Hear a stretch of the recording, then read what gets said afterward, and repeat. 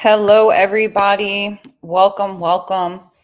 We are the Cleaning Business Mentors, and we are here live on this beautiful Friday. Thank you guys for joining. My name is Carolyn Arellano, and we are just going to give the other mentors some time to get onto this live. Please feel free to leave your questions in the chat. We'll be able to bring those on up and answer any questions that you guys have.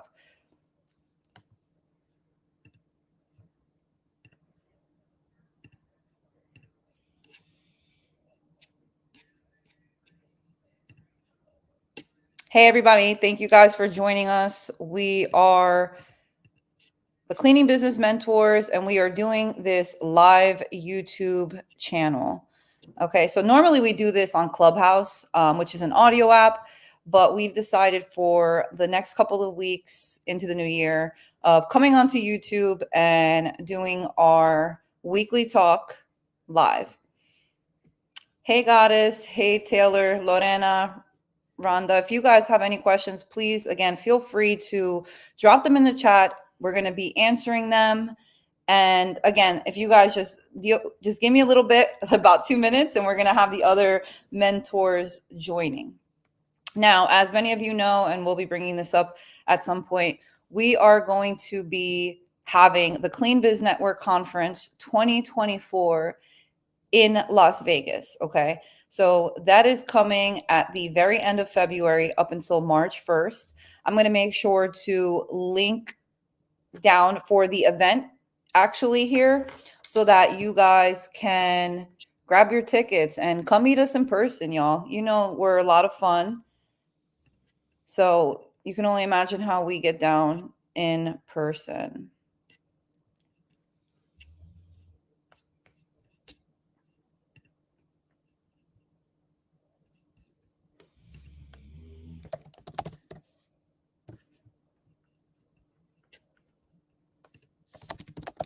Actually, if you guys don't mind, drop in the chat if you guys are coming to the Clean Biz Network conference. Like, let us know who's coming.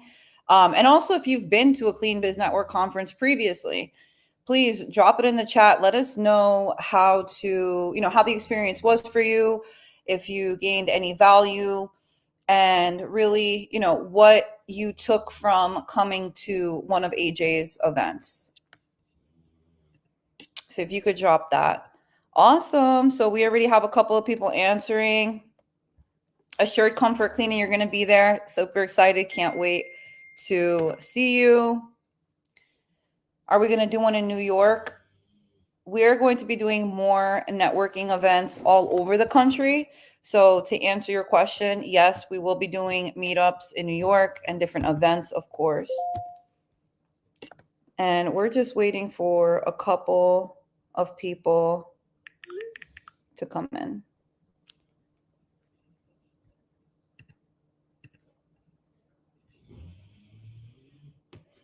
Oh, Squeaky Clean LLC says, been to all of the previous conferences, just bought my tickets for Vegas, so I will see you there. Yes.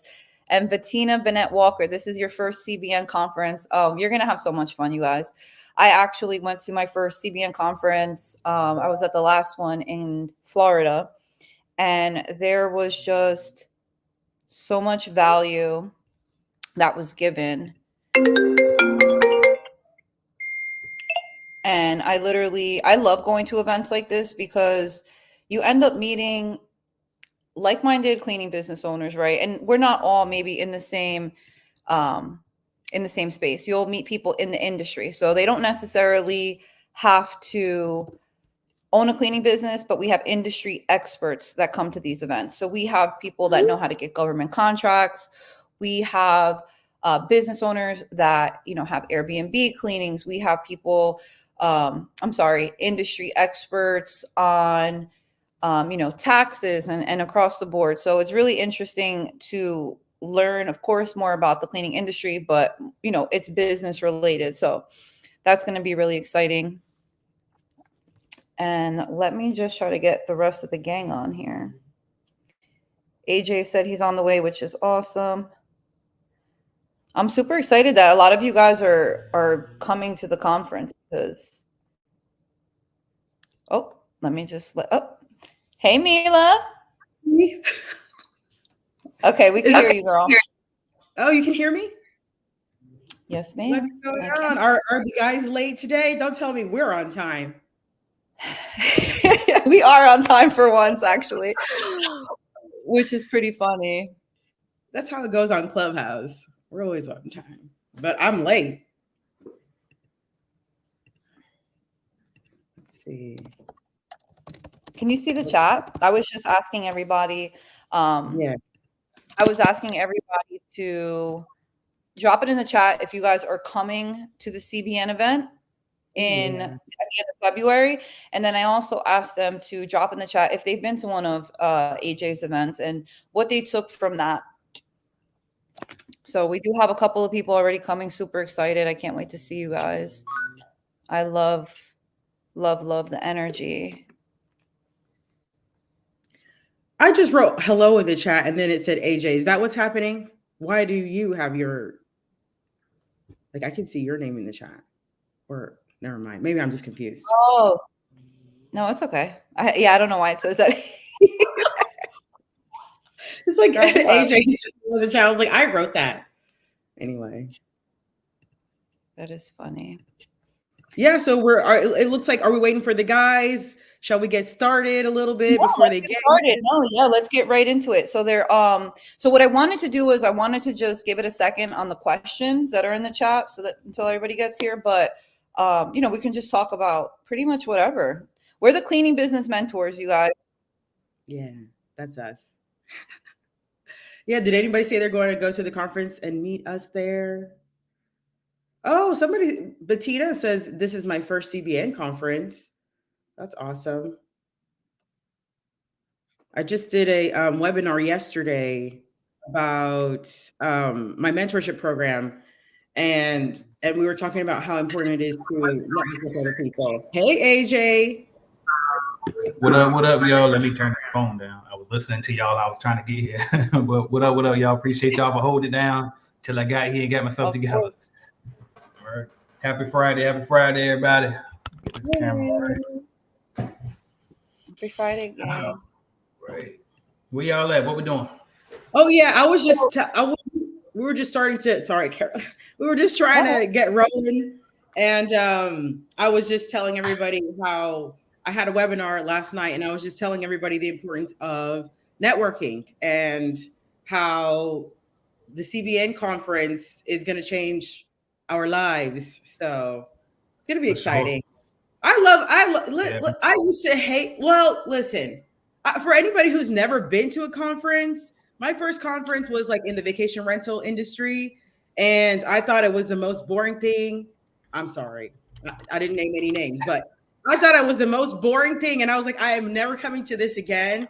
But then I started going to the cleaning conferences, and then, my opinion changed because there's all kinds Right. of people like us. So these conferences are awesome. Yeah. Yeah, for sure. And you know what it is too? Like we don't keep it all buttoned up.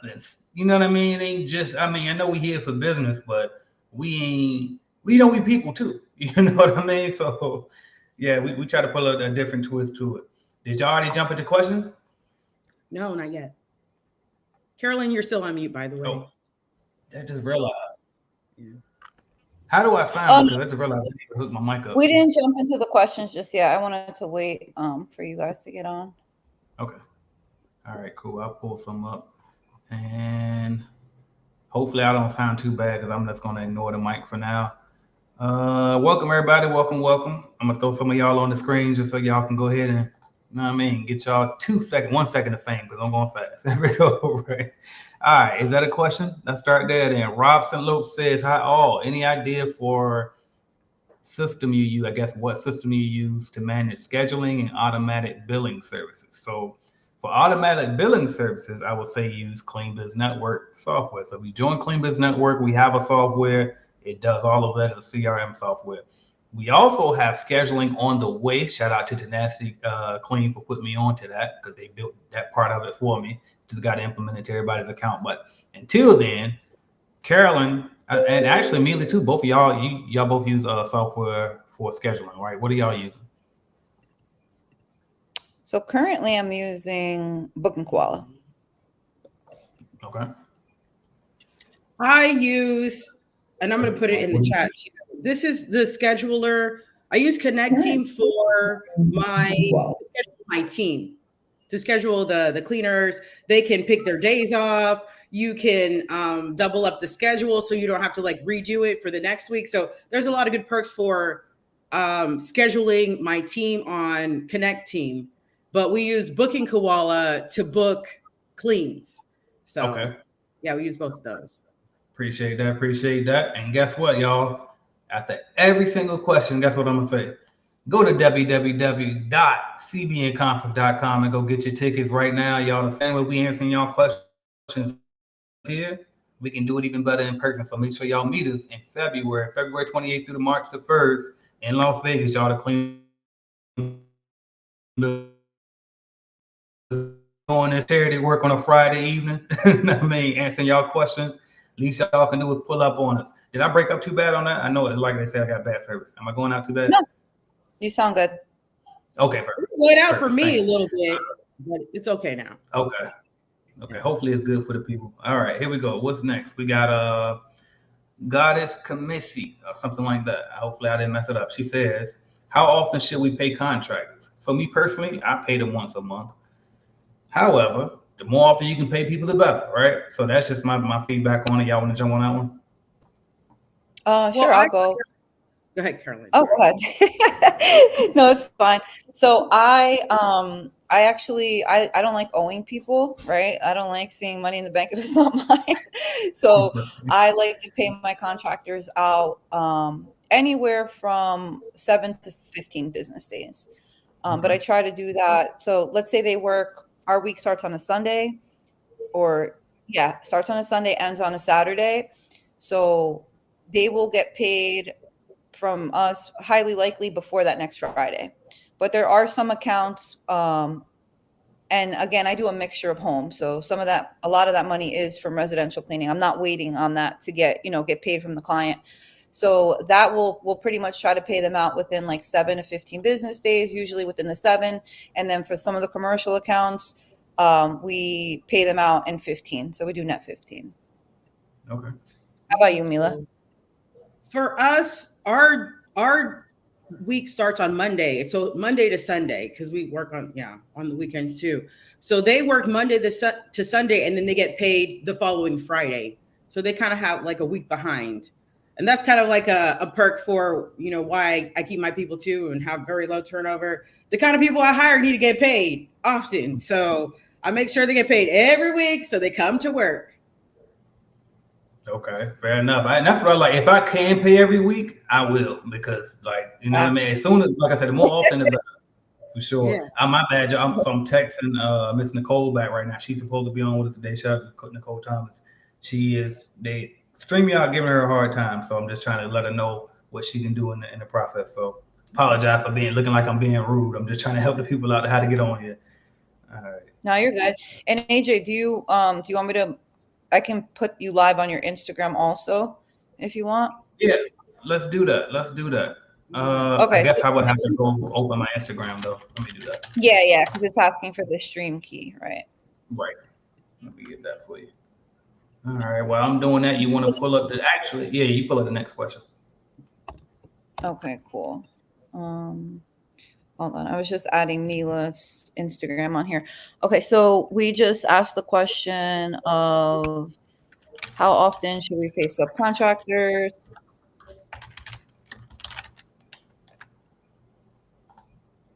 Someone says it's one of their goals next year to definitely make it to the show. That's awesome. All right. So this question is from David Taylor. Question: I am skeptical about hiring a cold caller agent on Fiverr.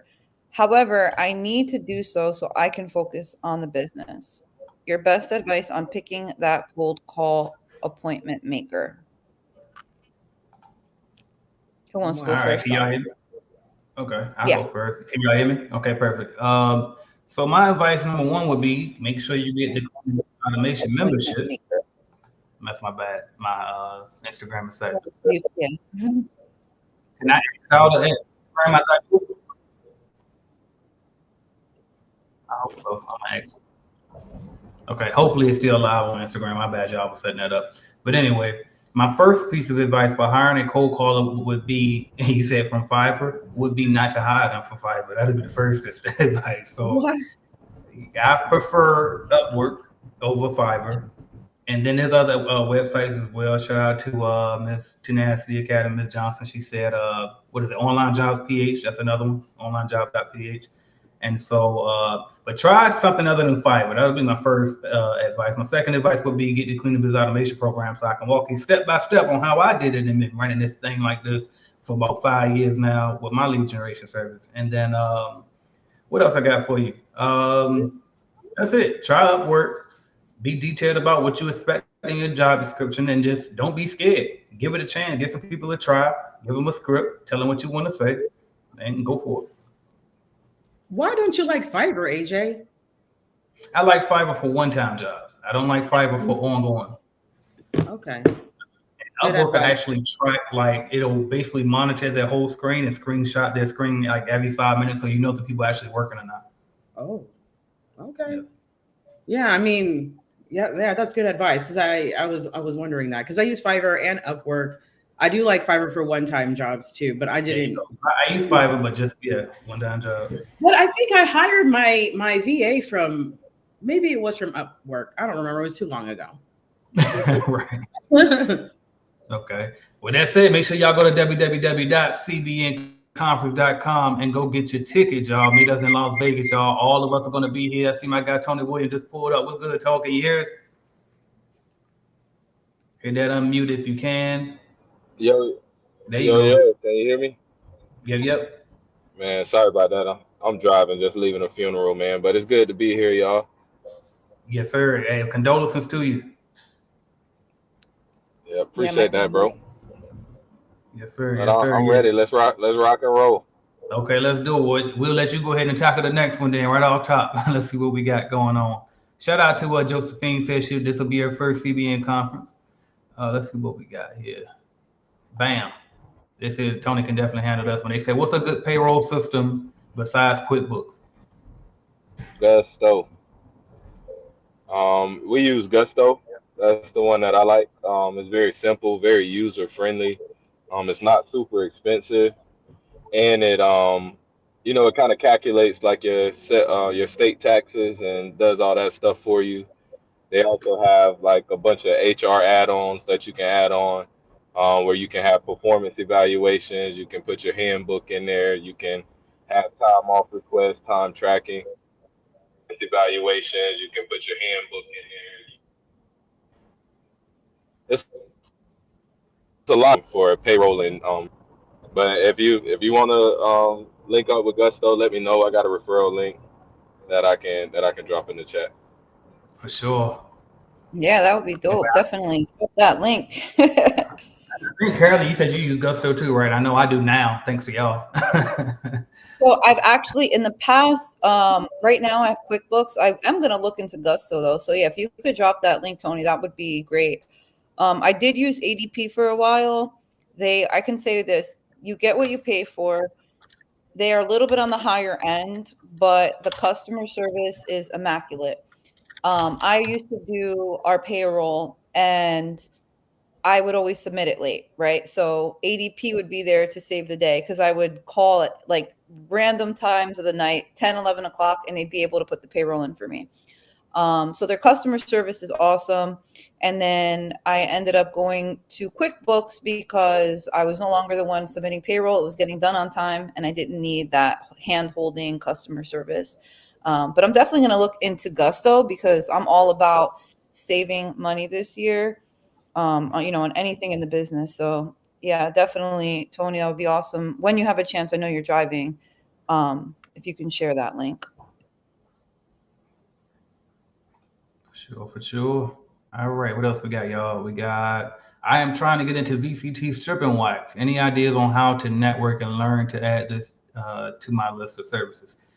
I've been answering every single question.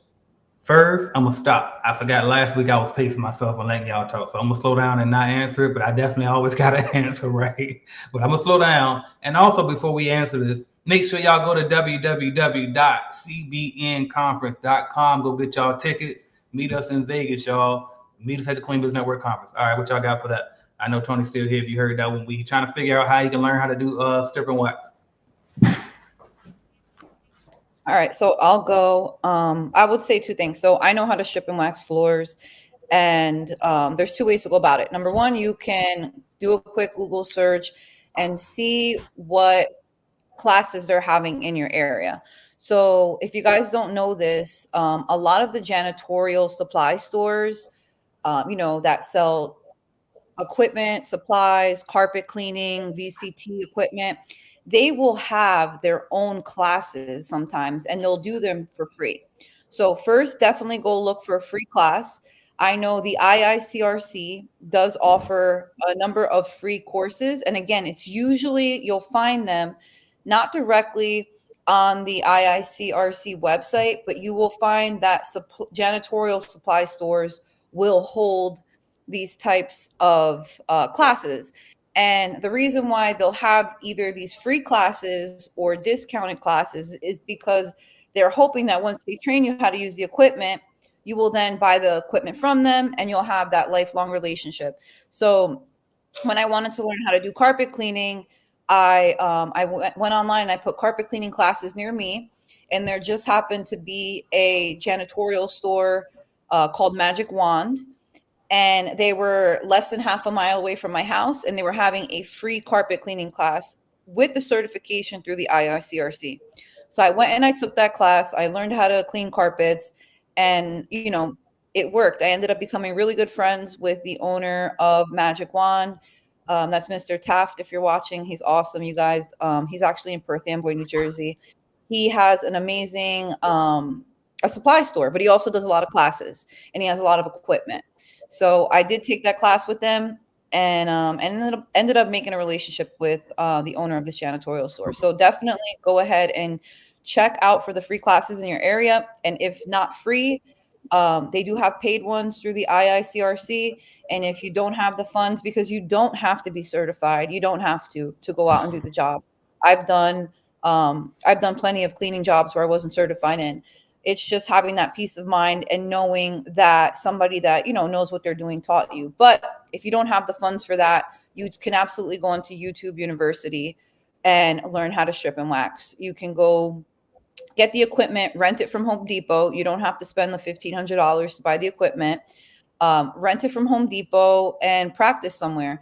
We had an office at the time that the floor in the kitchen when we moved in, it really did need to be stripped and waxed. So I actually had my brother-in-law come show me because he's done it a few times, and he stripped and waxed my floor and we practiced it. And it's really not that difficult. You just have to have the correct equipment. And again, if you can't afford a class, practice before you go to a client's home.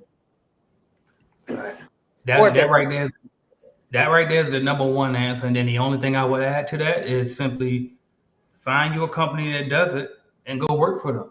Be a subcontractor for them, be an employee for them, but get up under somebody that can mentor you in person. And I do agree that with YouTube, definitely will show you how to do it. But your very first time, I wouldn't advise getting on a wax floor with that low speed buffer and trying to do it just, you know what I mean? Because it might throw you across the floor somewhere. So, for sure. That have a lot of kick to it. That has a lot of kick to it. I'll tell you something really funny.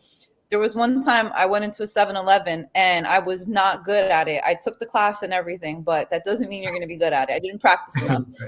And the power of this stripping and waxing machine yanked me across this little tiny office, and I was banging into stuff. So definitely make sure that you get a lot of practice with those side by sides because they're powerful. Fact. How's everybody doing today? I apologize, I'm late. What's good, Mario? Appreciate you for being here, bro. Appreciate you. No worries. We're glad that you're here, man. Thank you for joining. How's everybody doing today? I apologize. What's good, and right on time, Mr. Brandon is here as well. Somebody got the echo on? Oh, if somebody's on YouTube, if someone's on Instagram Live, they just have to or YouTube Live or Facebook Live, they just have to mute it from what they're watching. Yep. Okay, great. But yeah, Brandon, appreciate you being here, bro. Welcome. Hey, what's up, gang? What's up? Happy Friday. Ain't too much. We jumping in, and then while we doing our welcomes real quick, while we got a break, I'm also shout out to Nasty Clean Team. Shout out to Ms. Johnson, Mr. Miko over there. Thank y'all for jumping in as well. All right, now before we keep going, Mario, you want to go ahead and jump in now and tell them you got something special going on as well today, don't we? Like we're trying to do we got something brewing in the pot today, so we're going to give some tickets away. You know, I'm gonna tickets to give some tickets away to some special, a couple special people today. Let's figure out some type of either we just want to randomly pick somebody or if it's a quick contest or something. But I want to give away some tickets. I want to buy some tickets and get it. I like that. I like that. Right. Okay, let's do it then. And so we definitely gonna make them work for it. I don't know if we want to randomly do it. I want to make them do something. What can they do? Absolutely. Squid Game challenge. Yeah. Right. You gotta share. I tell you what, this is what you can do. You gotta share this and get enough people up here to say that you refer. First person to get 3 people to say this person referred me to this video. You win the first ticket. Wait a minute. Not 3. 3's too little. Come on. Too little? Okay. Let's do. Can we do 5? I'm trying to get at least 5 people on this live and have them tag your YouTube name. All right, y'all. Y'all ain't got a lot of time. We're gonna be here all day. People got stuff to do now, so y'all better make it happen quick. Hurry up, hop on the video, come right back and say, listen, I need y'all to go to this video right now so I can get these free tickets. Mario getting away to us, y'all. So, all right, I done threw that in there.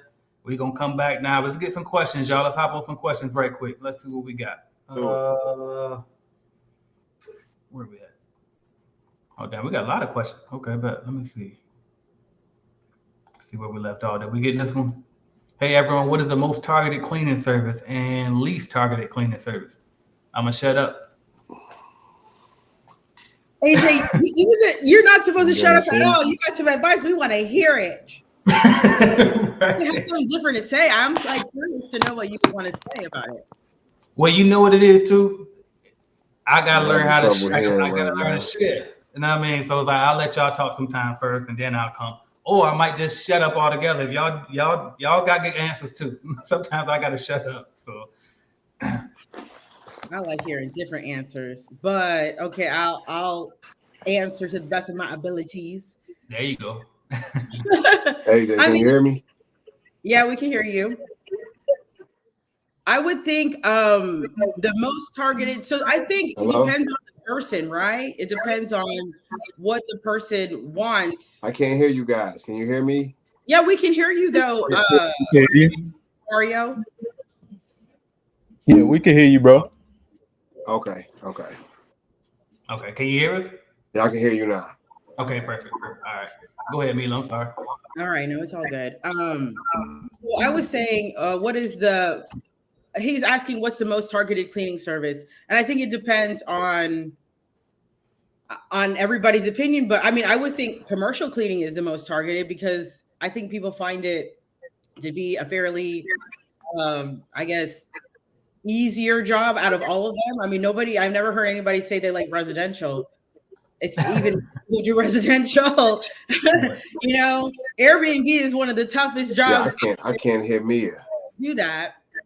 So, Airbnb is one of the toughest ones out there. So, if I would have known better, I probably would have tried to kill commercial because it would have been probably easier for me to figure out. But okay, it's to your own opinion.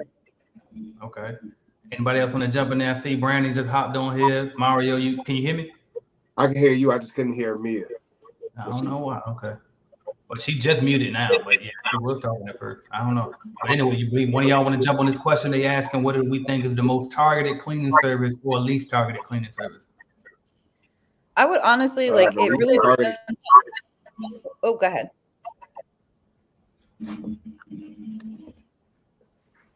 I couldn't hear. I don't know. Maybe I can only hear you, AJ.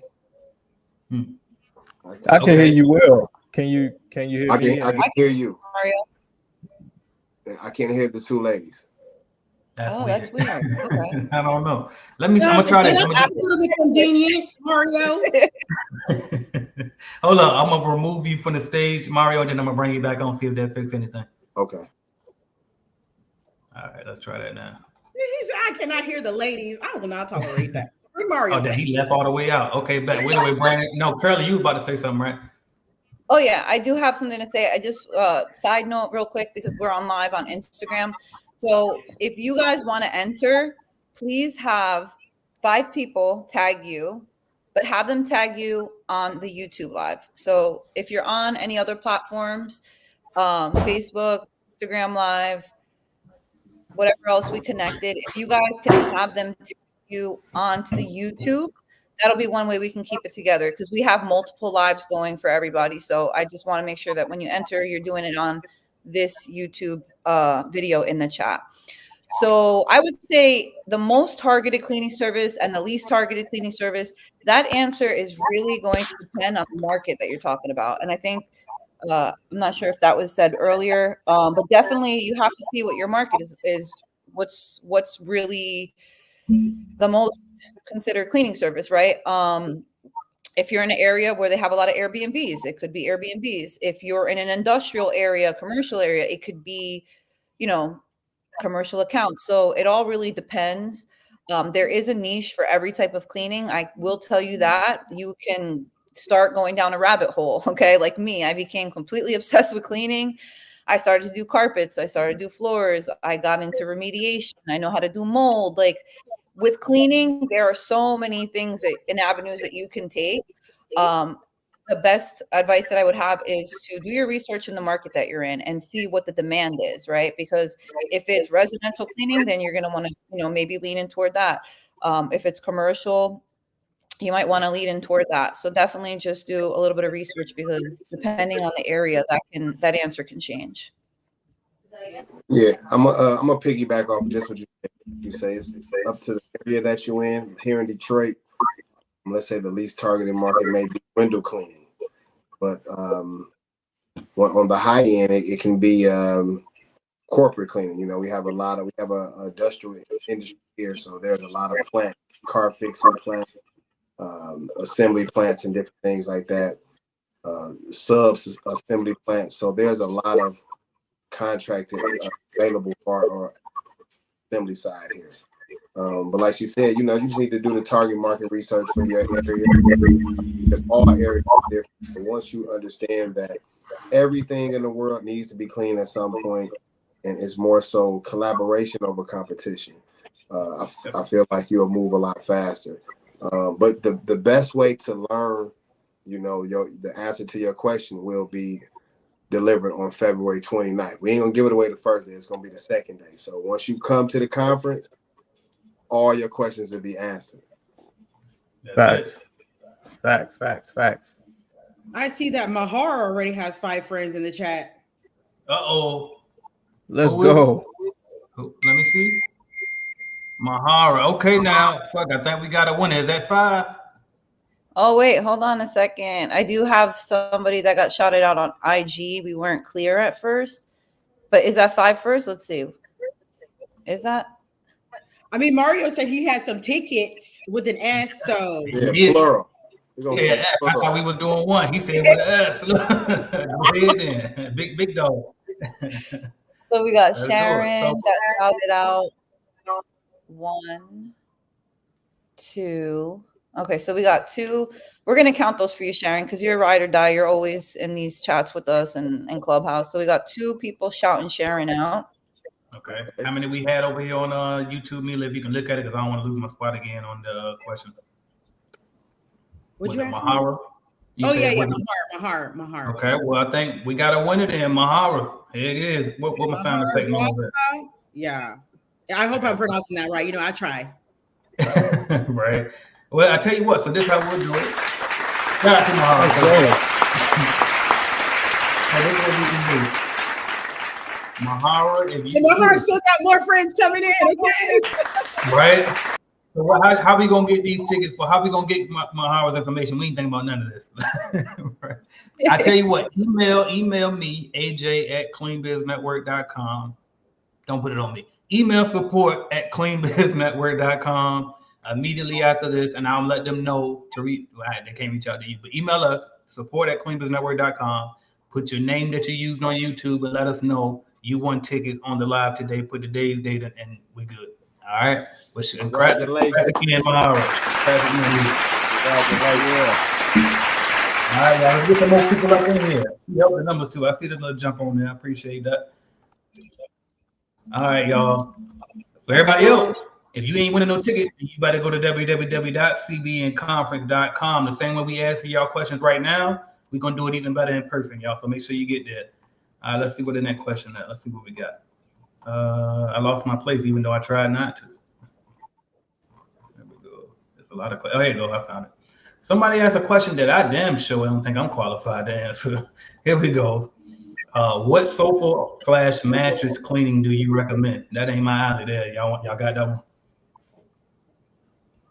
Yeah, so I'm not sure I'm not sure what they mean by the question. Like as far as solution, what equipment. I think maybe equipment. I think equipment. I've never done that, but solution. I guess when I had it done, I've had it done before, and what they use just a steam cleaning attachment, pretty much the same thing that they did with getting a sofa clean. They use the same thing as that. Hot stain, truck mount, and it got the job done. So that was me on the customer side, not as a technician though. Earlier off in my career, we was doing carpet cleaning and sofa cleaning, and what we were using was just more of a $400 carpet cleaner that had an attachment added on to it that gave out, that made the water hot. And the main thing that you have to focus on is extracting the water. You know, you want to make sure you're really extracting the water so you don't leave those yellow stains. And then just really finding the solution.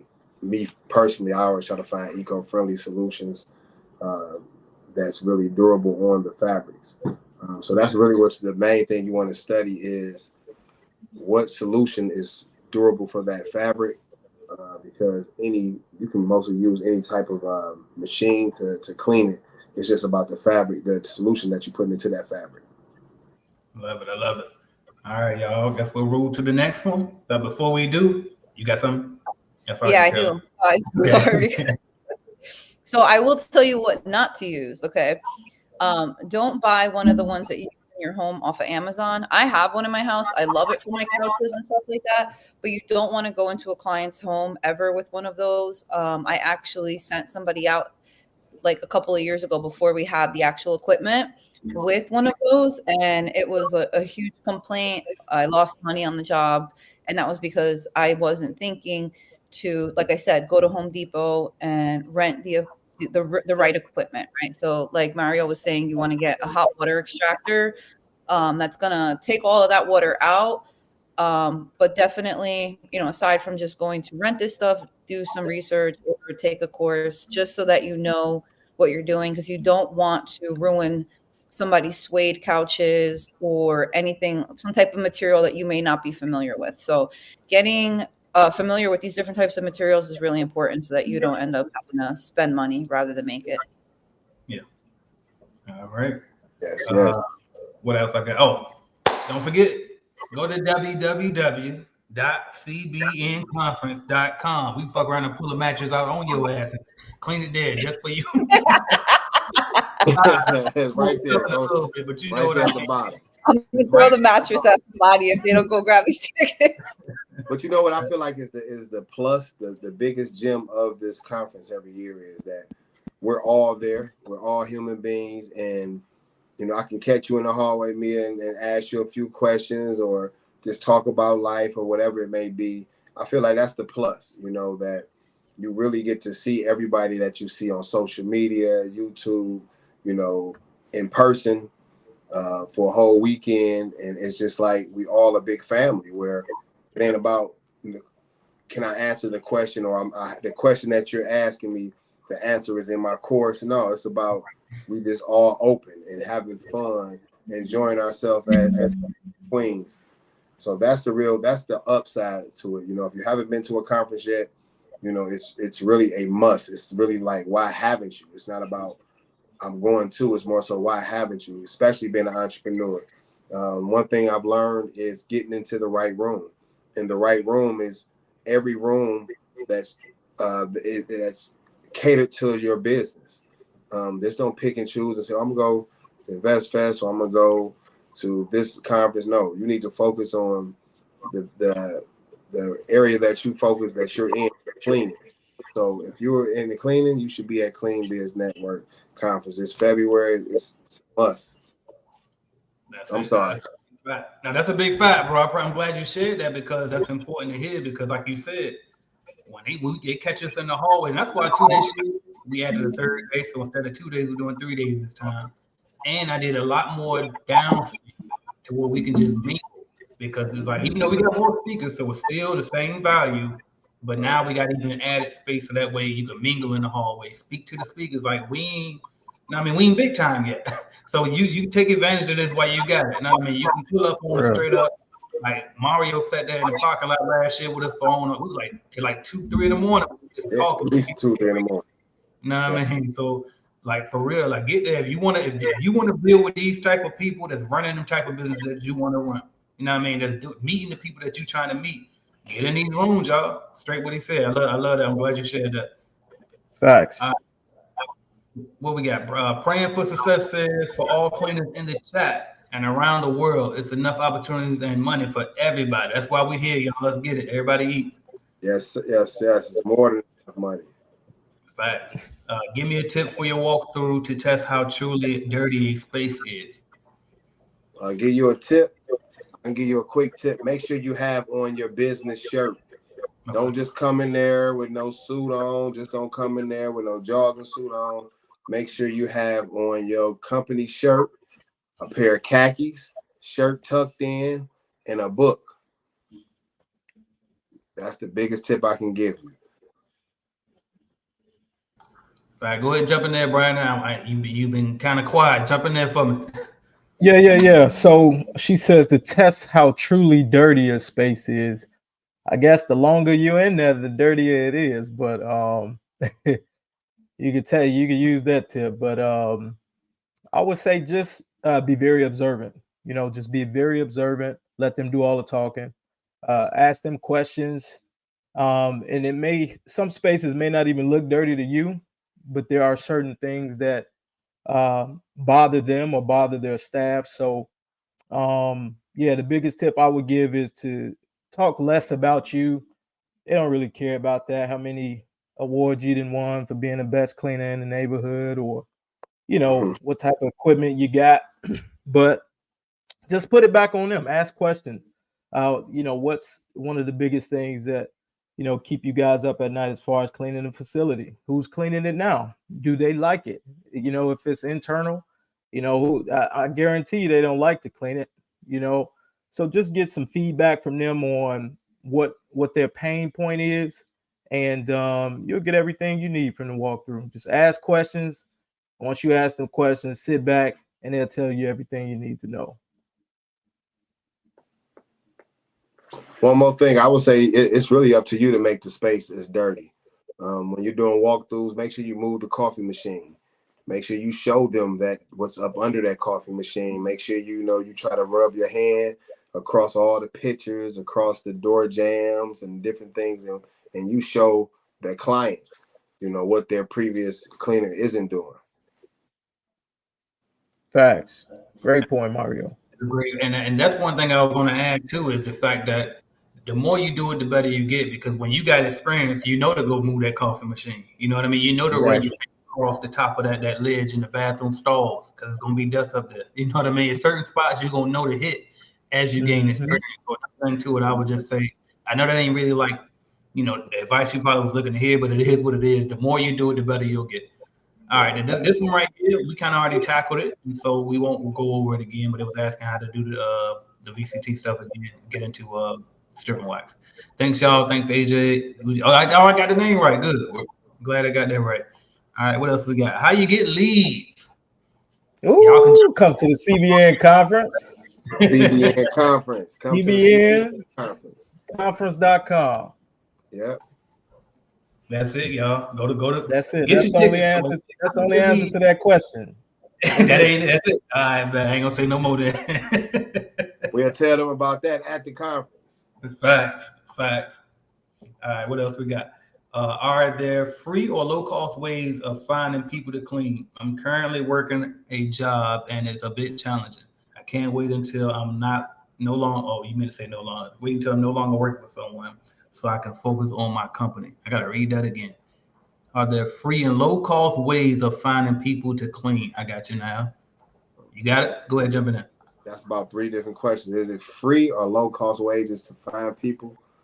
I don't think anything in the world is free, first off. Yeah, you don't really want a person cleaning, working for your business and trying to do a cleaning job for free anyway. You want to give them something. But to really find someone that maybe a low cost wage, I would use a strategy that I use is homeless shelters, where you can probably give a person like maybe $50, $60 to go clean a resident home or whatever it may be. But I don't think it's no free way. Yeah, and you know what else too? I don't think you should speak no more about that topic because that is what you specialize in. Because be clear, y'all see what his name say. Believe 313 staffing. This man specializes in staffing. So if you want more insight on that part from this man, go to www.cbnconference.com. See, I'm learning. I catch on quick. Yes, sir. Yes, sir. Let's go to the comment. I read that question a little different. I think what she meant was where can she post jobs to that it's not going to cost her. So I would say yes. Somewhere that we post jobs are in Facebook groups in the areas that we're looking to hire in. So if we're looking to hire in Manhattan, New York, we will join groups in that area. And if I'm looking for a certain type of employee, so for example, if I'm looking to work with Spanish people, I would go ahead and look for groups in Manhattan, like trabajos of Manhattan, jobs in that area. And yeah, Facebook's free. You can post links, jobs there. You can post on Instagram. You can, word of mouth is really good. And those are just free platforms. So I know they do have paid ones, but free is for me. So Facebook is a good one. Okay. Yeah. Love that. No, I was just saying I read it a little bit different too. I read it as where she could find those people for free. But exactly what you said. And I would also tap into the people that tap into your own personal network. Everybody knows somebody that can make an extra $500 to $1,000 a month. So somebody you could trust, you know what I mean? I would start there. Start with, I don't like to say family, but start with people who you're close with, who you can trust, and you put them out in the field. You take a certain percentage, you pay them the rest, and keep doing that, rinse and repeat. Shit, do it over and over again. Build that empire. Yeah, and I find a lot of people on Craigslist, and if I like them, then I ask them, do they have like a sister or aunt, like anybody else who's interested? And usually they do. So that's how I get my team, and it's cool because they like each other, and then I can put them in teams together to work with each other. For sure. Okay. Now we got another one. What's up? Oh no, go ahead. What I'm going to do is the questions that I'm getting on Instagram, I'm going to type in here so that we can also answer. Oh, actually, jump in there. Let's do that. Can you do that? Can you jump into the chat? Actually, you know what it is? I thought that their comments would have showed, but I guess they don't, only Facebook and YouTube. So yeah, easy. You can read them or you can type it. It's up to you. Okay, cool. Well, let me just read it because we had let's see, right now we have one legitimate question, and it is, she says, hello, this is Triple Mose 333. Hello, I am new to the cleaning business. What do you think I should charge for working with commercial businesses? So I'm reading that as if like what kind of percentage or what should we be offering other cleaning like contractors? Yeah, more so contractors and markups. So, because if you didn't break it down like that, I thought she was asking something different. I was gonna say, damn, they must have heard me on a particular video somewhere because I got a strategy automation course, and I'm like, how do they know about that? Because what we do in the automation program is we literally charge people to become a subcontractor. But I ain't telling you more than that unless you get that program. So let's talk about what she's actually asking, which is the percentage. Mario had a good point on that. About a month ago when we did it live. And you said something about the percentage. So I don't know if you want to kind of touch on it. Go ahead. Can you read the question again?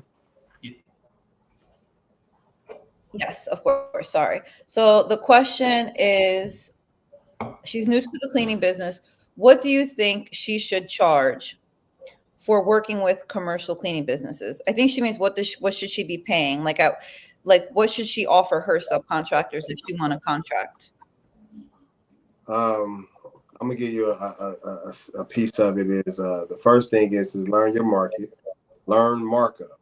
You know, you have to learn, like she said earlier, different areas are different prices. So I may charge, let's just say, I'm gonna throw a number out there. I may charge 45 cents a square foot here in Michigan for cleaning commercial buildings, where it may be 30 cents in another state. So you need to learn, you know, your markup in your state. But I will be going in detail about pricing and markups at the Clean Biz Network. So that's good. If you can come, you know, I would suggest that you invest into your ticket now, because we have to understand, in order to get to where we want to go, the right way is a mentor, and we're going to have to invest. You know, I just spent $30,000 for a mentor last month. Honestly, I'm just putting you in my business, because we all, regardless of whatever level that we feel like we're at, there's another level to get to. Right. So in order to get to where I feel like I need to get to now, to break that glass ceiling, I'm spending whatever it is in order to get there. So an investment like a ticket to the Clean Biz, a plane ticket, an Airbnb, I highly recommend that. So go to that little red thing at the bottom that says cbnconference.com. Go there, and I'm going to lay it all on the table about pricing, markups, how to get contracts, who do you talk to at these buildings, and everything. That's what's up, y'all. And speaking of going to that link, guess what? Mr. Eric Curtis Pulley just went to that link and got his ticket. So congrats to Eric. That's right. That's right. Mr. Eric, congratulations. I'm gonna throw a 30-minute consultation in there too. So when we get there, AJ, sit down for 30 minutes and we can just go at it. Let's get it, yo. Let's get it. All right, now what else we got going on? Let me get back to the question side now. I was over there doing my sound effects. You got another one, Carolyn, while I find my spot? Let me look through these chats. Somebody said, "Are y'all coming to Dallas?" Dallas? Ain't that Brandon? Hey, well, a part of us, 1/5 of us is already in Dallas. So hit me up, and if you want to get some one-on-one on the ground, right? That's your mentor coach right there. Yeah, we got foot patrol. You want to grab some coffee or something like that? Hit me up. Yeah, and for real too, we actually about to start doing like meetups everywhere. So y'all know Clean Biz Network is all over. So what we're gonna do is start doing local meetups. Brandon, I ain't quite all the way talked to him about it, but I already know he gonna roll. He gonna head up the one in Dallas. So don't worry, we'll be there. All right. Don't worry about it. He'll be here in Detroit, man. We're gonna set it up. There we go. All you Midwest. All you Midwest. This is not New York. Let's get it, y'all. Let's get it. All right. Now Renzo V says, "Hey CBN family, what advice? Damn it, they worded it wrong. Or am I dyslexic? What would you advise? Oh, advise. Okay. What would you advise us to be able to land a dealership or a bank contract? What does one need to have in regards to legal paperwork and types of insurance?" That's a good question. I said I'm gonna shut up, but y'all want me to not shut up on this one? Or what? I'll just real quick, because I was in the tacos line trying to get my tacos before I went to work, and this guy worked at Chevy. He just was talking with me, and he had his Chevy shirt, and he's like, "What do you do?" Because we're friendly out here in Houston. Yeah. And I told him I have a cleaning business, and he was like, "Well, you got to go up the street to Chevy and talk to them and tell them that you're a cleaning business, because we need a cleaning business. So you can find it anywhere. Just roll up if you want to find business." That's my advice. Yes, people are out there. Yeah, they need cleaners, but they don't got time to look for you. So go find them. Yeah. As the kids say, we outside. Get outside. You know, get outside. there's a book. There's a gentleman named Dan Gilbert. I always talk about. Has a book called Isms. Look that book up. He has 19 isms, and one of them is the inches that we need are all around us. Like she just said, every building you go in, every location you go in, once you leave your house in the morning, every place you're going to go is going to need some type of cleaning. So keep you some business cards and go to those dealerships, and tell them, hey, can I give you a free clean to build your resume in that field? But again, all that you need from us will be at the Clean Biz Network in Vegas.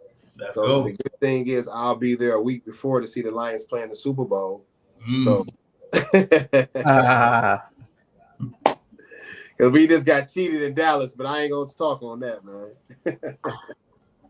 Look, I ain't been keeping up. My team trash, bro. I don't know what's going on. Them Panthers ain't doing nothing for me.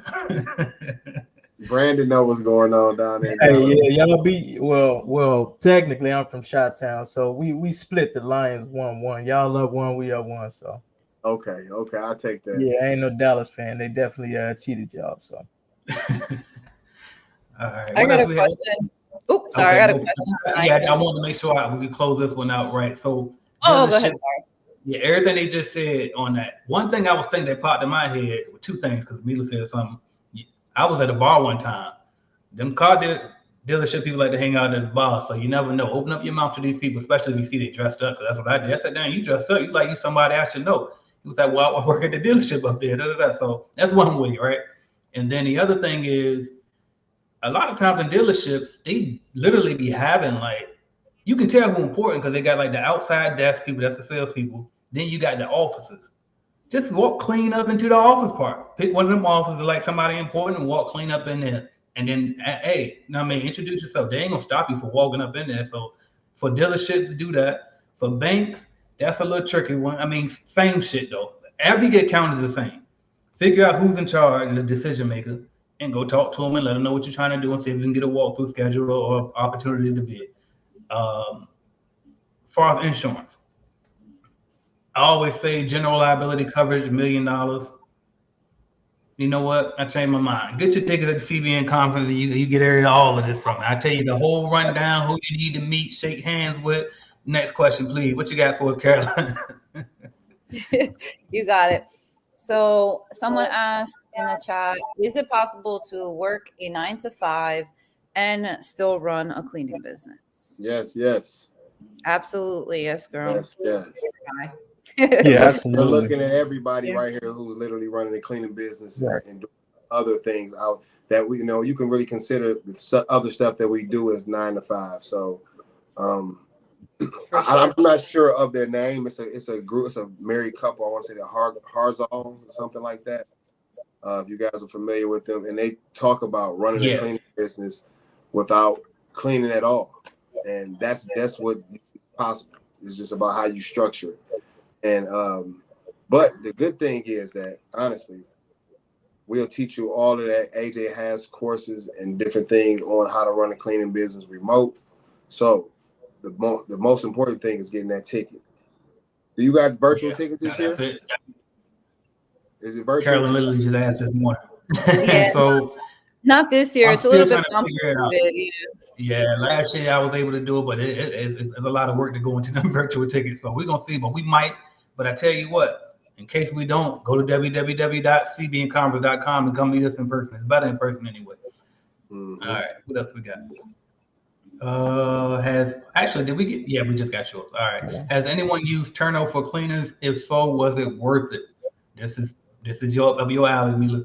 I got this one. Okay, so obviously I haven't used Turno for cleaners. I don't use Turno to hire cleaners, which it might be a good idea, but not. I wouldn't hire Turno cleaners at all because you can pick anybody from the street can get on Turno and say that they're a cleaner. So, really? So I don't want to. I like to hire my own people.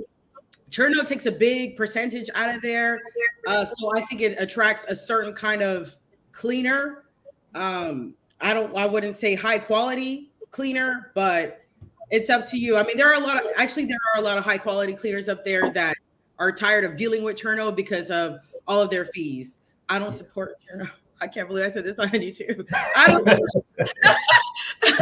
don't support it because it's a low quality app and it's exploiting people. So that's what I gotta say. Yeah, okay, I like that. You know what? Cat Williams has allowed us to say what we want to say now. Right. Yeah, we're back at Williams era. That's all. Turno is made by a bunch of bros who want to make money, and that's what they're doing. But I don't like how they do it. So that's why we got to hurry up and make that whole keep out What is so we can fix that. What is Real? that? I've never heard of. Oh, okay. So Turno is an app where you can find Airbnb cleaners, or if you're an Airbnb host, you can find cleaners on there. Or if you're a cleaner, you can get on there and you can submit your bid. Okay. So that's what it is. It's Airbnb based. Okay. Let me ask you guys this. Have you been seeing on social media? I have a question for everybody.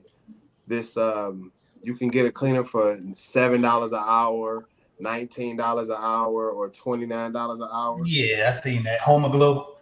Yeah. So like, can you? What is this? How I can tell you. So I did a little bit of research. Of course, that's a scam. Marilyn with the research. Yeah. I did the research.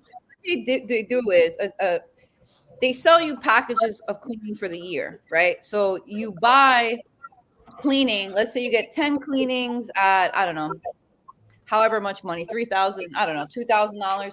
So what they say is they give you that first cleaning at $19.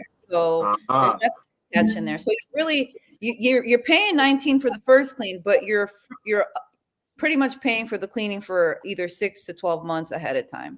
Right. So, yeah, they lock you in. Your house for $19 an hour, they're probably gonna rob you. They're gonna rob you or something, or you're gonna. Yeah, I signed up. Yeah. I signed up. I had to see what was going on. Oh, okay. Brandon went even further than me. What's the tea, Brandon? Oh, I signed up. Yeah, I signed. I'm like, hold on. Did you hire one? Man, come on now. No, man, I just wanted to know what was going on. Like, man, that was the best offer on the streets. I'm like, hold on, let's see what y'all doing. Best offer on the streets. Yeah, I had to see what was going on, man. But yeah, they do lock you in. They lock you into something, and exactly what it is. You pay for a bulk, exactly what Carolyn says. I'm like, oh, okay. And then they just tag on the whatever per hour, 19 per hour or something. So I think and then that takes us further into like our conversation, man. Me personally, I'm not the person to speak down on any company or my competition, but I dislike those type of marketing. I don't know what they call. I don't want to say scheme or whatever, but I dislike those type of marketing ways because it's not being real to me. You know, anytime it's some sort of hidden or underlying stuff, man, it's kind of like a bait and switch. You feel me? It's a bait. That's exactly what it is. Ain't no damn kind of to it. It's a bait and switch, pretty much. And you know, it kind of turns people off to our industry. You know what I mean? Because anytime somebody do something like that, you know, it hurts our whole industry, not just that company. So but it happens, you know. But they put a lot in their ads because I didn't see it everywhere. I see it everywhere. Everywhere. They probably put $500,000, but sometimes it's good to speak on things like that because I feel like we're the voice of this cleaning culture. So when we allow people to come into the culture that's trying to monopolize and take over but not doing it the right way, it's really up to us to be the voice. Facts. Yeah, we don't need that type of contamination. Create the Hostkeeper app so we can go ahead and put them out of business, right? Yeah, for real. Right. Where's that? I gotta pull up. Hold up. You know what? I might as well just keep that tab open. Carolyn got the comments. There it is. There we go. Yeah, I got it. That's right. We got to talk, AJ. We got to talk. I got to talk to you about that.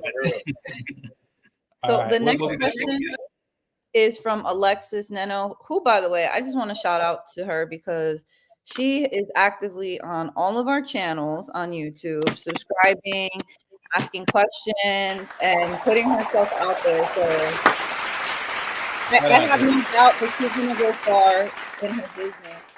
Well, thank you for joining and just, you know, always trying to learn more. What should be the realistic goals to target for the first 3 years in business? I just started residential cleaning in fall of 2023. I hope to make the CBN conference 2025. So realistic goals to target. Honestly, I would say 6 figures. It's very possible. Like low to mid, I really believe that in a first year business, you know, you can hit $100,000. So in 3 years, you know, just keep increasing. I mean, the sky is honestly the limit. What do you guys think? Yeah, Alexis, I'm going into my 4th year, honestly. So like she said, the sky's the limits. And I have my book right here, my original book that I wrote my first set of goals, and I just looked at it, and I just wanted to make sure I made $125,000 the first year. So that's probably like your most realistic goal. Like she said, 6 figures, but don't let that stop you. You know, at first I was like, I want to make 6 figures. Then I made 6 figures in 1 month. Right. And then I was like, okay, hey, let's try to double that. Let's try to make 200 in a month. So don't pigeonhole yourself just to 6 figures or just to, because you never know. Once you put that work in, once you tie them schedules up, put your head down and go, you look up, you might have $2 million in the bank. Right. Yep. Realistic. Yeah. Realistic is, it's up to that person. Realistic is not real. I heard some people, you know, one day I was like, one day I'm probably get a private jet, and they're like, well, that's not realistic for me. Why? Why is not realistic for you? In my second year, I did $500,000 in my second year. I was not even expecting it. I was hoping to do $95,000. But I didn't have a goal. My goal is the sky at all times. Facts. And then to add to that, if you want to hear more of these stories, come to CBN conference. If you can make it to 2024, come on. We would love to see you. But if not, we'll see you in 25 if AJ have it. So, and that's what I was going to tell you too. It might not be a CBN conference 2025. Look, the way, I don't know, this shit a lot of work, y'all. I might just settle and do a nice little retreat for the CBN members only. I don't know. We're going to see. And the other thing on this too is, this is another reason. I don't care what you got to do, but you should try to do your best. Do your best to make it to 24, because number one, 25 might not be there. Number two is because you got a guy right now. He just said that he did your 6 figures in 1 month.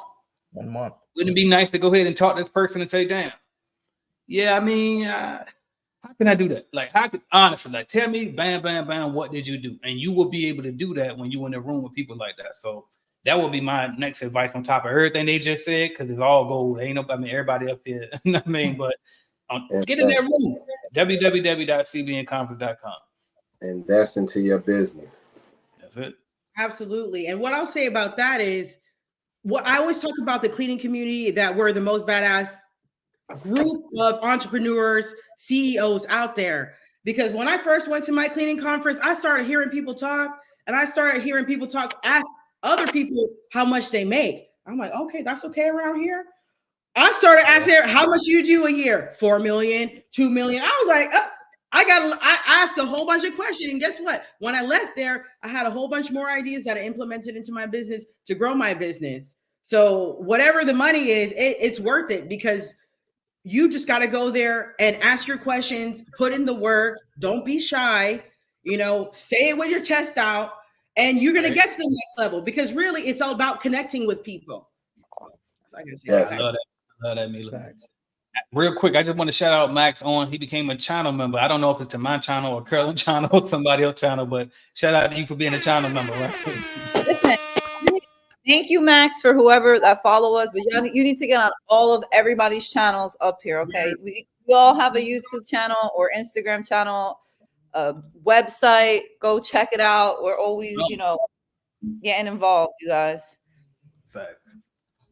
All right, y'all. Is it worth the benefit of doing commercial and residential cleaning, or sticking to one is best? I'll jump in there first this time. I think that is in the eye of the beholder. Like, it really just depends, bro. It's like whatever you want to do. Me personally, I would say it's easier to stick with commercial, but somebody else might say, well, it's easier to roll with residential. So I think you said, is it worth the benefit? I mean, make sure I focus on that. You say, what's the best? Is it worth the benefit? Again, to each their own. It could be. To me, no.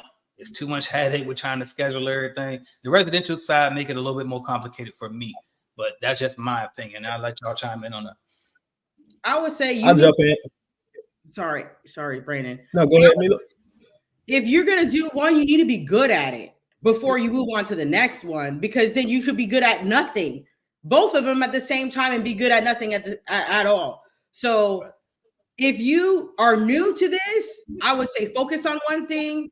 I'm not even new to this. I've been in this game for 7 years and I still am focused on the same game because I'm not where I want to be. Now, if I lose my focus and do something else, I mean, who knows what will happen there? I could do both. I mean, at this point, but you need to be at a point where I guess you can be financially comfortable to be able to move on to the next one.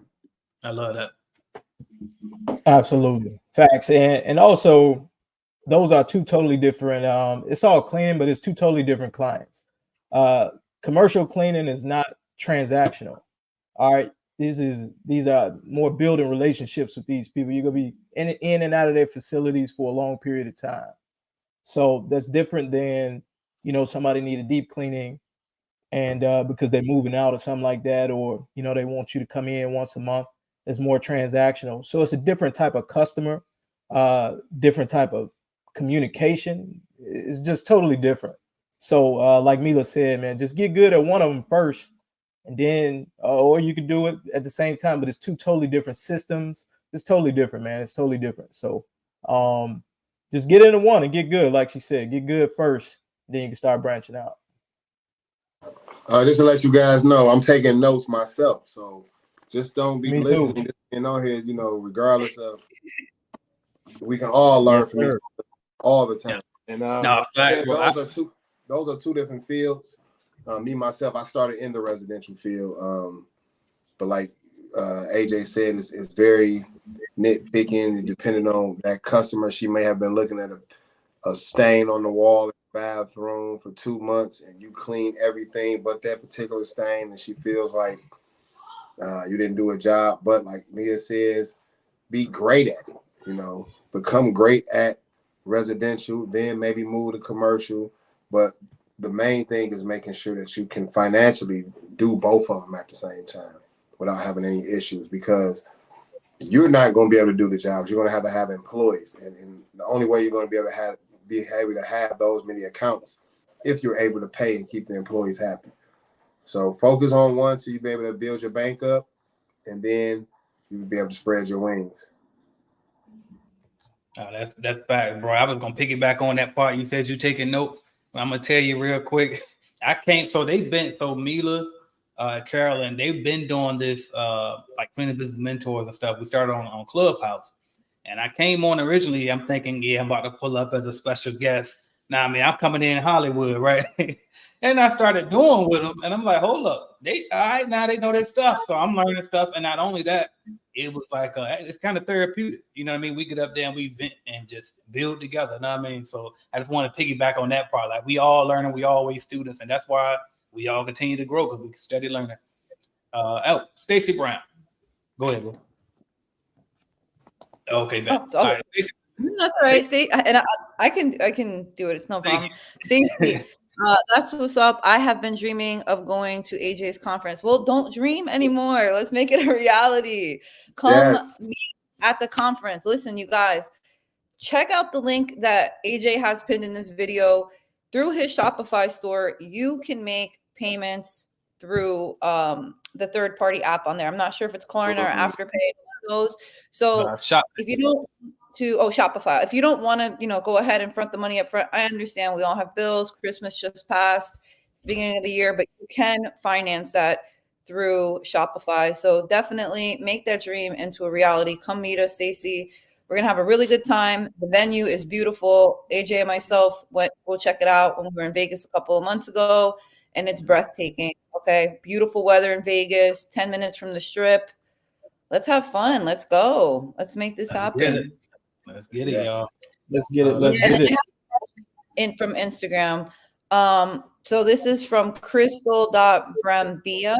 And she says, would you recommend starting the business with a partner or just go in by myself?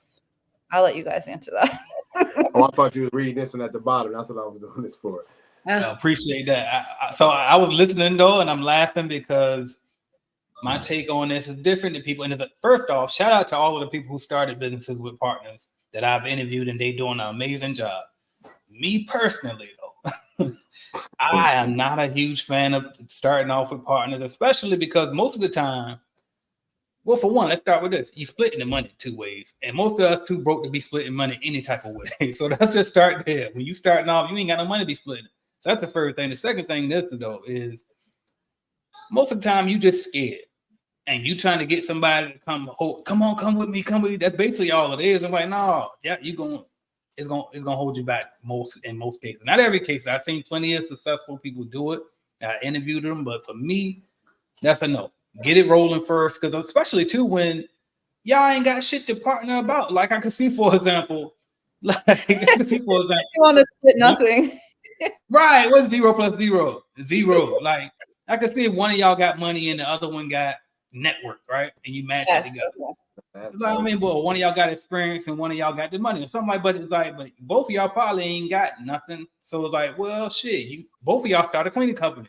Both of y'all join Clean Business Network and get and build your own jank and trade tips, like just like we do. We trade tips. I do, and then give it away for free. But help each other build your own. But me personally, I'm not a big fan of the partners, but I have seen it work plenty of times.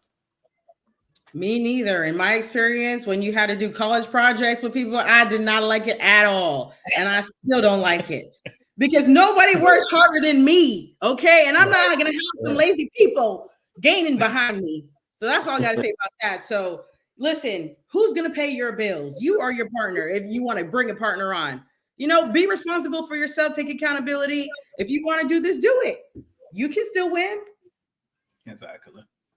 Yep. Facts. Yeah, I'm gonna piggyback off of them and say the same thing, man. I'm gonna just say the same thing. It's like learn how to run a business first, because two people who don't know how to run a business is like, the blind leading the blind. So your goals could be different from their goals, and it's just a recipe for disaster. And most of the time, when you hear about partnership, you hear about two people who are successful in business already, or multiple people, and it's more from that standpoint, investors than partners. So I would say get in there, and thankfully, man, what's dope about the cleaning business industry, you don't need a lot of capital, so you really don't need nobody else to go in with you.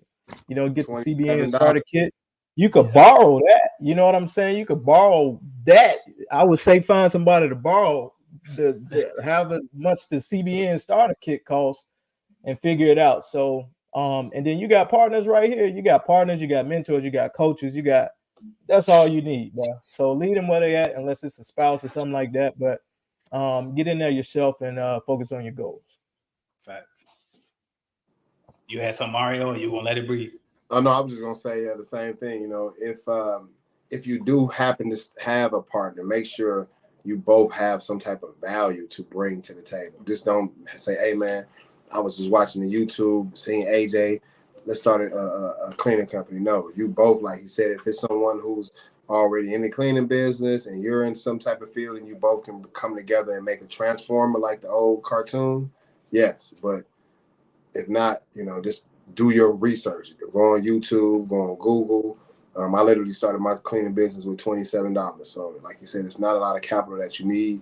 Just focus on your purpose in life.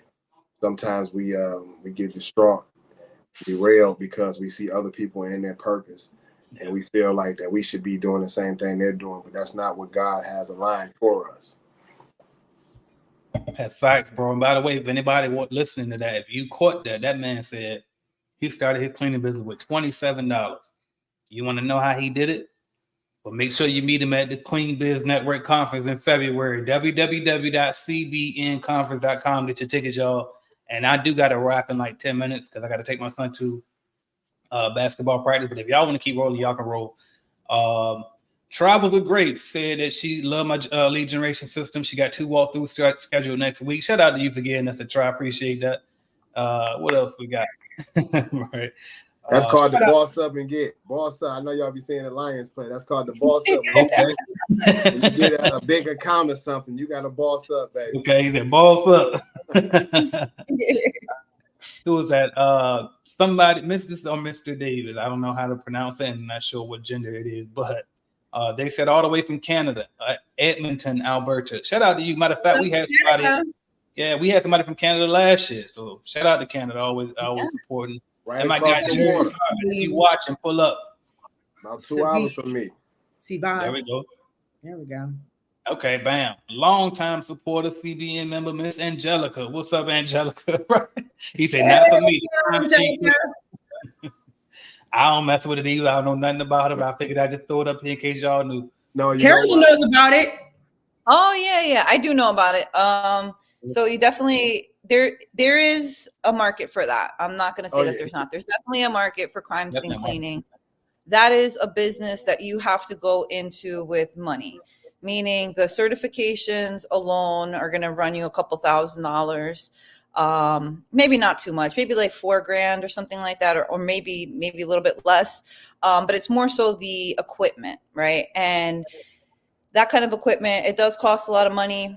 And depending on your market, right? Because I know, you're all the way in the Midwest. Depending on your market, I would do some research. Over here, where I wanted to originally start my restoration business, we had a lot of competition from a lot of really big companies already. And when I was trying to search for a mentor in the crime scene cleaning space, the few people that I spoke to let me know that, again, in my area, it was extremely competitive.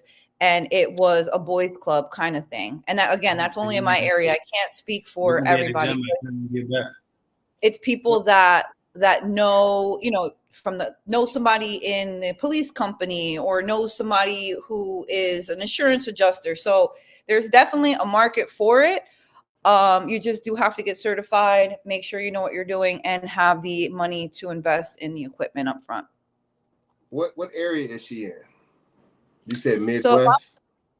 So if I'm not mistaken, Angela is from, I'm so sorry. She's from Illinois. Is that Midwest? Yeah, that's Midwest. What I was going to say is there's a huge industry for that in the Midwest, especially, let's say, like Detroit, Chicago. Let's just be realistic. We have these are urban areas. There's a lot of killing going on.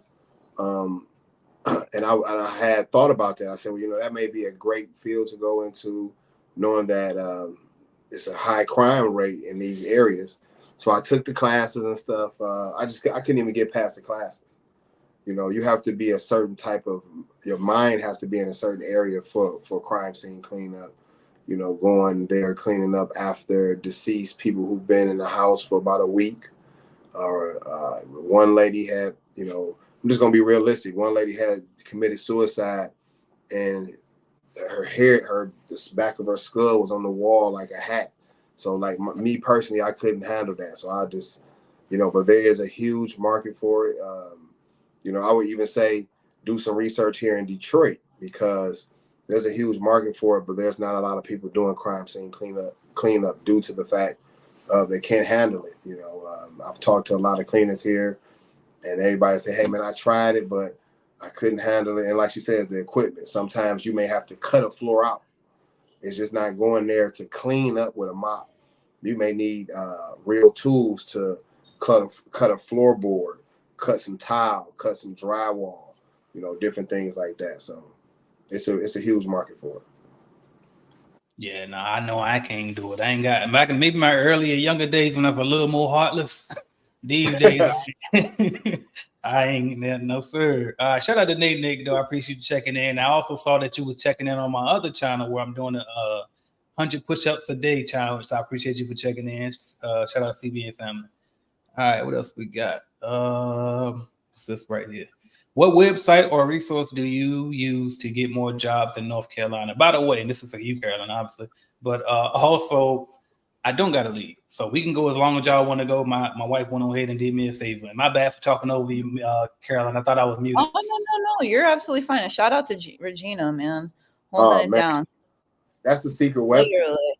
It is weapon. I want to tell everybody who has a question, who's watching. I don't know how many people are here, but the secret weapon to entrepreneur is having somebody that there behind you that can support you, that can be there for you in moments like this. Like, you may think it's as small as just going to pick up the daughter, the son from school, but it's huge.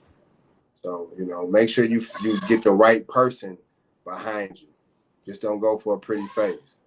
Bro, you know what? Let me just goddamn beat that up a little more, because I gotta be honest, and that's why, like, not too long ago, for our anniversary, I remember we did the clubhouse, and I was saying how she's stronger than me because, like, for a long time, I took that for granted. Like you said, you look at it as just, you know what I mean. It took me after a while. I started to like, damn, yeah, if she won't here to do this and this and that, then I probably wouldn't have had the time, or I wouldn't have been able to source a lot of stuff. You know what I mean? Anything in the business too is like she might not be, you know, business savvy as me, but she ain't scared to get down. Whatever it is, she'll jump in there. We ain't got no, I mean, whatever shit. The lanyards y'all wore last year at the conference. She handmade them shits one by one. We ain't had no company. We ain't get no vendor for that. She knocked them things out. So yeah, that for sure. That is a secret weapon. Shout out to my wife, Regina. All right. Right? Hand clap. I ain't gonna cook you, but hand clap. Facts. So, what website or resources do you my use? bad. That was for you, no, you're absolutely fine. No, listen, Miss Regina, she deserves all the flowers. Okay. So in New York and in New Jersey, I'll be honest with you. My Google My Business is a free resource and a page that I'm always using.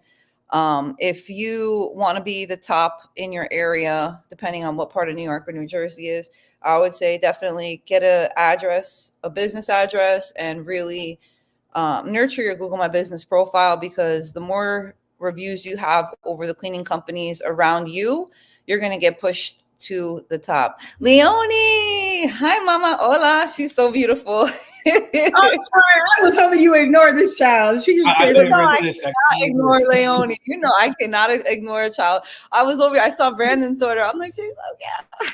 I love the baby. This is Brandon's daughter in the background. But yeah, I would say definitely, create your Google My Business profile, and the best website to promote on, I would say, would be your own website. So be sure that you have a really good website put together. You have the keywords in there for the areas and the services that you're providing. Make sure you have clear descriptions. If you're doing homes or jobs that you can give a quote for, like floor services and such, definitely have all that information. And yeah, definitely those are two ways, that you can promote your business to get more jobs. Because I can't really think of any other website that I just put my business on, that I'm not paying for.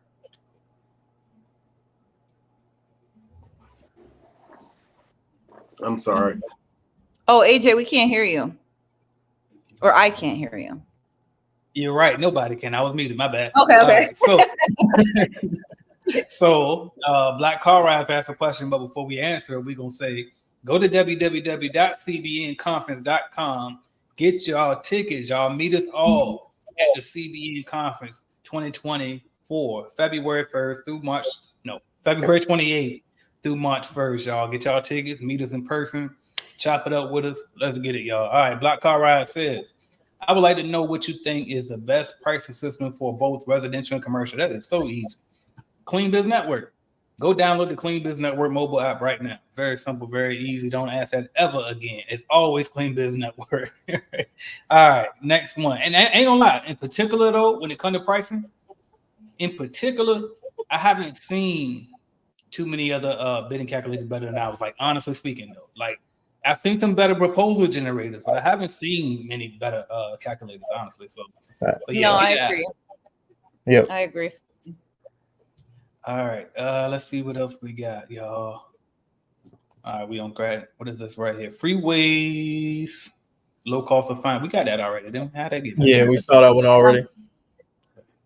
Looking for advice on how to retain employees even when the pay is good. I would say get to know your employees' goals. Not just everything is not always monetary. Of course, money makes the world go around, and we are able to do things with that. But I found that when I finally opened up and kind of started to show interest in what my employees' goals were, they knew that I cared, right? So understanding what they're trying to accomplish. It could be something as simple as I'm trying to save for a car for my daughter, or my goal is to, be able to grow with this company and make this amount of money per year. And then that'll give you an idea as to how you can help your employees reach those goals outside of just their pay, right? And you don't necessarily have to do that. But for me, that has been key for me retaining my employees, getting just a little bit involved into what do they want to do with their lives. You know, is it getting a license for something? Maybe they want to get certified in cleaning stuff, and maybe they want to grow with your company, and understanding what they want to do and being able to, even if it's just steering them in the right direction, right? Like, oh, hey, you know what? Maybe I can help you figure out the steps to reach that goal, even if it doesn't have to necessarily do with you helping them, but just taking that little extra mile and understanding what their dreams are, and their goals has been key for me with holding on to the employees that I have, my rock stars. Yep. I think in this industry, respect is a really big deal. In an industry where people love to disrespect us. So when you stand, you have their back and you defend them and you support them. I think that helps a lot. Also rewarding them when they're loyal to you. I do that. People try to steal my cleaners all the time. We get them flowers or, some gift card. Thank you for being loyal to us. I'm flexible with them. I don't treat them like corporate. I don't like corporate. Sorry. Not sorry. I don't like how people treat them like that. Where you have 2 weeks, you got to be here at this time, blah, blah, blah. No, my people work with me because I'm flexible. A lot of them are mothers. They can go pick up their kids and they can go pick up their kids, set them up in the house, and then go back to work later. Just show people some respect. And I think that's how you can retain your employees. That's my point. Yeah, I will say the same thing. Show people respect, and then learn them. Make yourself accessible. Learn people. That's one of the ways that I've probably had so many subcontractors is just understanding people, making myself accessible, letting them understand that we are the same. I've been there. I've done that. I've just made a couple right choices. And then also the whole key to it is trying to help them unlock their purpose in life. One of the first things I tell people when they come to the job fair is that I don't want you to work for me for too long. I want you to find what your purpose is in life. So the ultimate goal is to help a person unlock their purpose, and God will reward you tenfold. Amen. I have a cleaner. She thanked me for her being able to afford to bring her daughter from Mexico. I had another cleaner who started her cosmetology license. And I have my ex-manager who started her own business after the pandemic. I couldn't even give her work, but she stood right beside me and she was able to start her own business and launch. And I encouraged her the whole time. I was like, listen, if you learn some English, because she was from Colombia, so you learn some English, you're going to go very far. And I mentored her and I made sure that I encouraged her along the way, because I don't want them to be my cleaners forever either, honestly. I treat them how I want to be treated. I want to be treated like a free person. So I treat them the same way, and I think that's how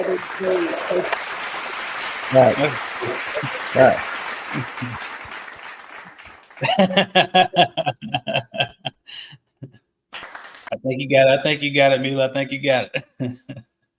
All right, where were we? I saw the next one. It was a good one too, but I done switched my screen for that damn hand clap. Now I done lost it. Oh, it was Land Dixon. He said, shout out to him, CBN member. He was just saying that the Bissell carpet cleaner is a good tool when it comes to with that wand on it for cleaning any type of household furniture. So I think that was in relation to that mattress one we was talking about earlier. So appreciate that, Land. And make sure y'all go check out the interview I did with him as well on my channel. All right, let's see. That's a person trying to get them tickets. All right, let's see. I like the vibes. Looking forward to it. Thank you. Appreciate you being here. Make sure y'all get y'all tickets. www.cbnconference.com. Y'all, let's get it. Are you guys into federal contract? They're located in Bmore. So I don't know if anybody on here is, but I know who is for sure. Mr. Eric Coffey, and he will be speaking at the Clean Business Network Conference. He's the GOAT of government contracts. So make sure you there. You can meet the guy in person. He got look up his YouTube channel. I think he got more subscribers than me. I don't know, but he got a nice following. He like I say, everything about cleaning government contract, not even cleaning, government contracts in general, he know about it. So definitely look him up and make sure you at that conference, www.cbnconference.com. I mean, honestly, and not only that, AJ, what you were talking about speakers, Mario spoke last time, and Mario, I learned a lot from you when you were talking about staffing, just from your speech. So I encourage everybody, you're going to miss a lot if you don't go to the conference, because you know how real we are here. We're even more real in person. Yeah. And then when we're speaking, Mario gave all the tea on how he staffs people. And I thought it was a fantabulous, like, genius idea. So you can get a lot of good ideas by just being around, listening to people, a lot of great speakers, and you can learn a lot. I will be there in person. I truly appreciate that. And I'm going to put something on top of, that's who I'm looking forward to hearing from. I'm going to be front row with I already told my wife, I said, I'm going to need you to set up the tripod with the phone to record it. And I'm going to write down notes for Eric Coffee.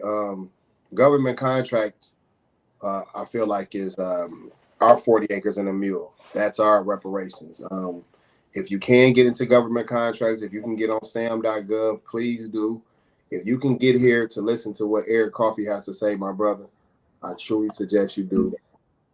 I just recently ventured, we just scaled the company to the government side, and trust me, it's a life-changing experience. It's a life-changing. I mean, once you get on that side, that it covers everything. But in order to learn the ins and outs, because there's a lot of different things when just cleaning, you have to learn about if you're going to be the prime, which is called an A8, or, you have to have different insurances and stuff like that. But Eric is going to speak on all of that. And that's the main reason I'm coming, is to really make sure I can hear what he has to say.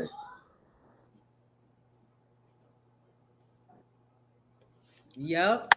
And Mario, I definitely, after I heard you were going to be there, I said I had to talk to you. And I did. I love the way you do your operations. I love it. It's amazing. Appreciate it. Thank you. So we have a question from Basilio El Sueño. How do I politely ask a client to reschedule due to an emergency coming up? So I don't know if you'd necessarily ask. It's more if it's an emergency, like you legitimately can't get there, then it's more so presenting that you won't be there. But normally what we say, and we don't have too many emergencies, thank goodness, but they do happen. As soon as you know that the cleaning can't get done, now whether that's you have a technician going out, a subcontractor, or yourself, then immediately contact the client. Don't wait till the next morning to call the office or send an email and say, hey, I'm so sorry we didn't get there last night. I've done that before, and I've almost lost a contract like that. They want to know right away. So send an email, send a text, any kind of form of communication, call the office and leave a message if you can also, and just let them know, say, hey, this is Basilio from so-and-so cleaning company. We just wanted to let you know that our cleaning technician had an emergency come up and they're not going to be able to make tonight's cleaning. However, we will be there to make it up and then, give them the next available date, which I'm assuming would be the very next, business day, the day after. But yeah, you don't have to go into too much detail. You don't have to explain about somebody's kid being sick. They don't care. They don't want to know about it. And honestly, it just sounds like an excuse anyway. So I would just let them know, again, immediately, hey, I'm really sorry. We're not going to be able to make it. An emergency situation came up, unforeseen circumstances, however you want to word it. And just let them know that you will be making it up immediately at the very next opportunity, which is the next day. I agree, Carolyn. And it but the question kind of sounds like you don't want to hold yourself accountable about your business. Politely ask a client to reschedule due to, like, what kind of emergency? Is it a real emergency? Is it a fake emergency? You know what I'm saying? Like, I don't know about people anymore. I'm sorry if it is a real emergency. But the thing about it is, when it comes to my business, I have no excuses, absolutely none. If a cleaner can't go over there and her tire is flat for whatever fake reason it is, I will go over there. Listen, it's my client. This is my business. This is my reputation. So, but if it's a real emergency, communicate with them. Make sure that you let them know. I mean, I like to let them know what's going on so they can be a human too and understand what's going on. Sometimes everybody doesn't want to be a human. We have floods here in Houston where I'm like, listen, I can't drive over there because there is a flood. I can't drive my car through the water. You know what I mean? And, that's one emergency. But if there's, a true emergency, something happened in the family or something like that, and you just can't, get it together, then, just ask for grace from your client. But I also don't believe in any excuses at all. None at all. Big facts. I love that because especially when you at the smaller level too, like I don't know if you doing the cleaning or if you got somebody cleaning, but it's one thing for your workers to have an excuse. But as entrepreneurs, ain't no day, man. I done drove through the snow. I was sliding on ice to get to a building. Like whatever it takes, we gonna get it done. So definitely, everything Mila just said, adopt that mindset. And I wasn't here for the whole thing when Carla said it, but I think she definitely helped you by telling you the proper way to say it if you have to say it. You know what I mean? But put it in your mind that ain't no days off though. Ain't no days off. I had a cleaner last year at a Christmas party. And I left my Christmas party early because she called off. So you got to make it happen. It's if you want to win, my baby, excuse my language, that's just how we speak here in Detroit. But if you're trying to win, you got to go for it. It's nobody can hold back. Like she said, if she got a flat tire, jump in your truck, pull up. I just stopped working literally. I had several accounts up to last year. So don't make no excuse. I mean, I'm not saying it's an excuse. I'm sorry. I apologize. I'm not saying that your emergency is an excuse, but it may be your one of your workers may have an emergency. So if they do have an emergency, you have to be the person to step up. Right. Love that. I gotta grab it though. Oh, okay. I thought that was like a big set. I got it. No, just do a dash. Look, I finally got some real bids. I'm tired of these fake bids. I'm about to go ahead and just get a little. If it's Chick-fil-A, I'm gonna go get me some apple juice. I see everybody else got cups. I said, it ain't Chick-fil-A. It's usually Chick-fil-A. It ain't Chick-fil-A this time, right? Oh, okay. I know AJ loves him some Chick-fil-A. All right, so I'm just trying to find Vasilio's question. So here we go. I have a question for you. So how did the situation with the restaurant work out? Really, you gonna do this on live? Your friend never called me back. Let me tell you something, my friend. I rolled up on your friend on his Google business, My Business. Listen, Google My Business is not always correct, so I'm gonna give him that. But it said he was open. And I'm also going to say your friend's last review in Houston, his restaurant, was 3 months ago. I haven't seen a review since then. I rolled up on his restaurant. The parking lot was empty. Okay, so I don't know about your friend. Empty. I took a video if you want to see it. I said, this guy, I don't know what he called you for. He just texted me a couple days ago, too. No. Your friend is gaslighting somebody. We got a question from Mr. Brandon. She said she would have asked me that. I would have been like, we'll talk later. Brandon, this question is for you. And this is from Joshua Onro. I'm sorry if I said that wrong. Brandon, I know that you operate your cleaning business in 2 different states. Can you tell me what prompted that decision and how you manage cleaning in 2 different states? This is a great question.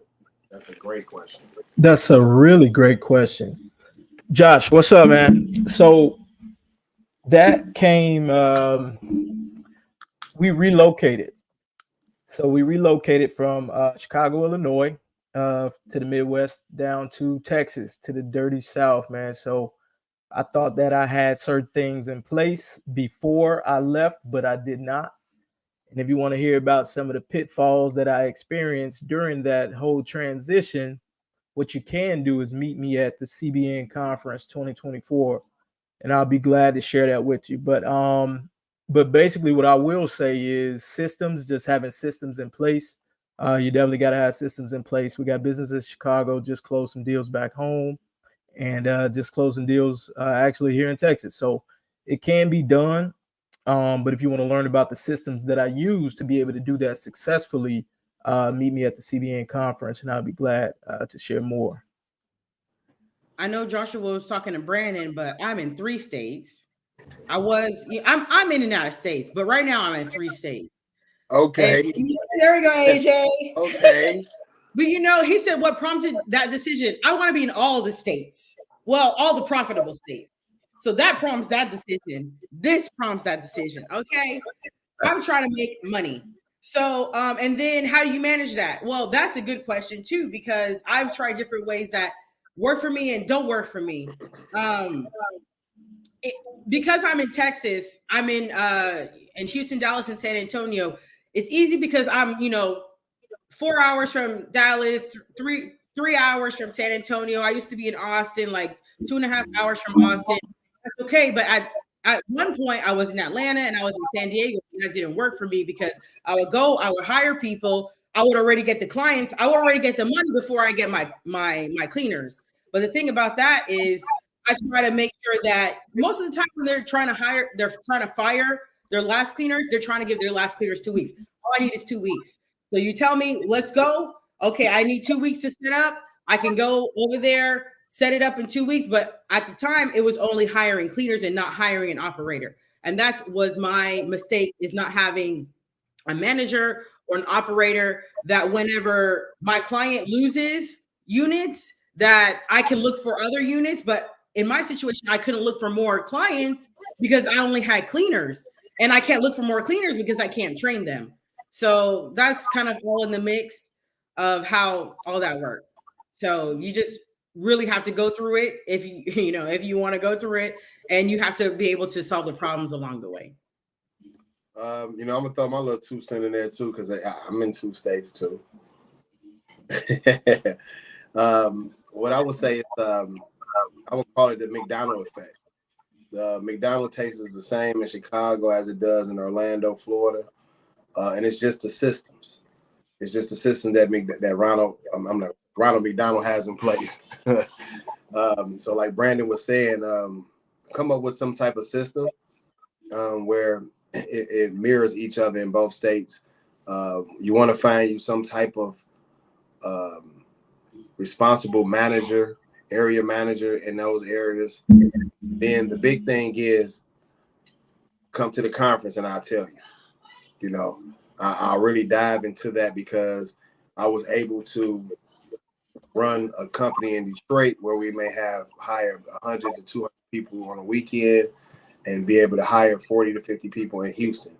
So me and Brandon will sit down with you and talk to you about the different systems that we use and different niches and different things that we use to be able to run multiple businesses in multiple states. I apologize. I don't know if you guys can hear my son in the back. He just got that new Fortnite or whatever it is. We can hear a little tiny bit, but it ain't bad where you just every time I can tell every time somebody hit him in the head on the game or something. It's all good. All right, what we got here? What are other ways to generate clients besides door knocking? Hey, let me take this because I'm gonna hop off. I got a meeting, so I'm gonna dive in real quick, guys, if y'all don't mind. But man, going after business is one of my favorite things to do, man. Operations, that's part of the business, but getting new clients, that's like the blood of your business, man. So I love it, man. The dopamine hit that I get from getting that signature back on some documents is crazy. It's crazy, man. It's crazy. And the hunt, man, is fun. And I think a lot of people overcomplicate it. It's not hard at all.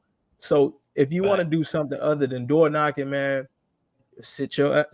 get up and make some phone calls. That's teledoor knocking, teleknocking. All right. You could literally roll out of bed, man. You could roll out of bed, you could roll over and make 50 phone calls. You know what I mean? You can get if you man, when I was in the corporate world, man, and I used to be in the insurance business, I used to call my clients on my lunch break. I used to go in the bathroom, sneak in the bathroom, calling clients so I could meet them after work. Like, bro, like there's no secret. There's no secret. So you can make phone calls. You could get you some flyers and mail them out. Carolyn, if you haven't watched the video on her YouTube, she interviewed somebody who sent out a bunch of mailers and he generated over, how much was it? $30,000-$40,000 a month just from some mailers. He got, you know what I mean? Accounts last year. Yeah, for real. Absolutely. In other ways, you could buy leads. So if you got to buy leads, you still got to learn sales. You still got to close the lead. You know what I mean? So just get out there, man. Get out there. You are your own billboard. So you have to get out there some way. Pick something. Just pick something and stick with it. And whatever you like to do may not be what you're good at, and whatever you're good at I made myself like cold calling. Nobody likes to cold call. If they do, they're lying. But you fall in love with the process, and you fall in love with the end result from what cold calling, and prospecting gets you. So there's a ton of ways, and it's going to be a lot of gems dropped on that at the CBN conference. So if you want to learn more about right here on this YouTube channel, collectively, monthly, we probably bring it in somewhere north of what, 300,000 a month? Would y'all say 400? At this point, we got to count it annually. We count these numbers, because I wouldn't even know off the top of my head for the month. Yeah, exactly. You feel me? So there we go. So we all have done it, man. So if you want to, get the real details, the best way is to pull on our coattail, get face to face, and you'll hear a lot of the secret gems drops. So we'll see you at CBN. Alexis. Yes, appreciate you for dropping that. Carolyn, I have a question for you. You said you had a gentleman that sent out mailers. Was it to residential? Was it to corporate, commercial? Oh, commercial. Yeah. So what he does is he gathers all the information, some of it online, but mostly while they're at other accounts, they'll scope out businesses, and then he will physically print these mailers out in his office, and it's just an introduction letter, pretty much, introducing themselves to services, and he mails them.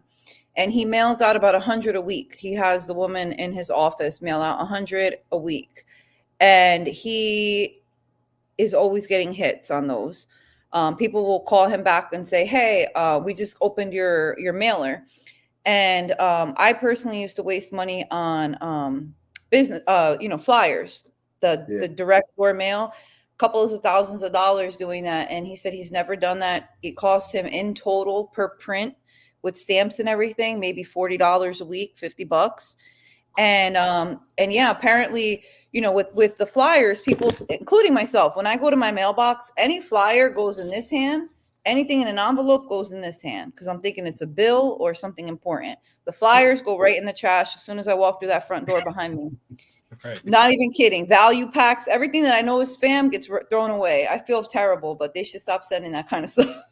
But the mailers, I open everything, right? Even if it's a scam. Today I opened a mailer. I'm not even lying. I opened the mailer and I told my daughter, I said, "This is a weird mail. Why is somebody writing me?" I opened it on my back porch with gloves on. I didn't know what was in that letter. It was, because who knows, right? And she's like, "Who is it?" I'm like, "I don't know. It says something weird." It was Windows by Anderson. Okay. They got tricky. Instead of having this kind of print, it looks like they hand wrote it. And then when I tear the envelope in it, it looked like a yellow piece of notepad. So that's why I'm like, who the hell is writing me a handwritten? I opened it though, and it said, "Hey family, this is Windows by Anderson." I'm like, God damn it, they got me, right? Smart. So that's the idea behind the envelopes, is these kinds of envelopes get opened and the flyers get thrown away. So Dave, when he closed out the year, he had closed out with 37 new commercial contracts from the cold letters. Yep. Y'all, I'm writing it down. That's right. Yeah. Right. So that's something we're definitely implementing this year. We're going to be sending out those mailers twice a month for sure. Be implementing that now. Because I just opened a new part of my business up. It's called the University of Cleaning. We're focusing on condos and more high-end condos and stuff downtown Detroit. We have an area where they just built maybe like 8,000 doors, and they're between condos and apartments. But in order to live in this particular area, it may cost anywhere between $1,500 for a studio apartment up to $5,000 for a 2-bedroom. So if you're able to pay between $1,500 to $5,000, you're working somewhere consistently. You don't have a lot of time to clean your house. So in this particular area, we're going to do residential cleaning at a flat rate and just try to get a lot of leads in like that. So I'm most definitely going to implement that into that side, the residential cleaning side. Plus, I'm writing a book this year. So, at the Clean Biz Network, please look out for the book. But I found my button. It's going to be called the $27 Millionaire. Okay. So look out for that. And we're going to be, the courses and all that type of stuff will be dropping soon. That's what's up, bro. So you about to get out of here? My thing froze out for a second. Would you say? No, I'm here. Okay, making sure. I got at least another 15 minutes on. I can. Okay, they came in. Yeah, so I was trying to pick the right time. So welcome to Miss Nicole Thomas, CEO Nicole. But I don't know if she's here or not. Are you here? I'm gonna hit the unmute button for you. They said, I'm in here. Hey, everybody. There we go. What's up, Miss Nicole? Welcome. Welcome. I'm good. I've been in here taking notes. Okay. Well, I tell you what. First, I'll go ahead and introduce yourself, let the people know who you are, and then I'm gonna let you hop on this question because I know you got all type of creative answers. So let them know who you is first. I'm CEO Nicole Thomas, and I'm a cleaning business owner. Been in the industry for several years. I don't want to say how many because it's gonna let y'all know about how old I am, but I've been in the industry for a while, and I'm just here to help and also learn while I'm here. That's and what's answer up. any questions you have. Thank you. I appreciate you for being here. And also a couple things about you. You won a CBN conference. You won a CBN Clean Business Network Outstanding Entrepreneur Award last year. So shout out to you for that. And you'll also be speaking at the upcoming conference. So now, if y'all want to see her, make sure y'all go to www.cbnconference.com. All right. And so before we leave this question, I'll let you just hop on into action, Ms. Nicole. The question was from Alexis. She asked, what are other ways to generate clients besides door knocking? We got a lot of them, but I figure you might as well just hop on and say something too while we hit. Okay, so I'm a kind of pivot off of is it Mario? He said something about condo buildings. Yeah. I know when I was in Atlanta before I moved back to Louisiana, I did a giveaway with I just went in and talked to one of the office managers in a condo building, and we set up a little I forgot what it's called, like a little box where they can put their name, email, phone number.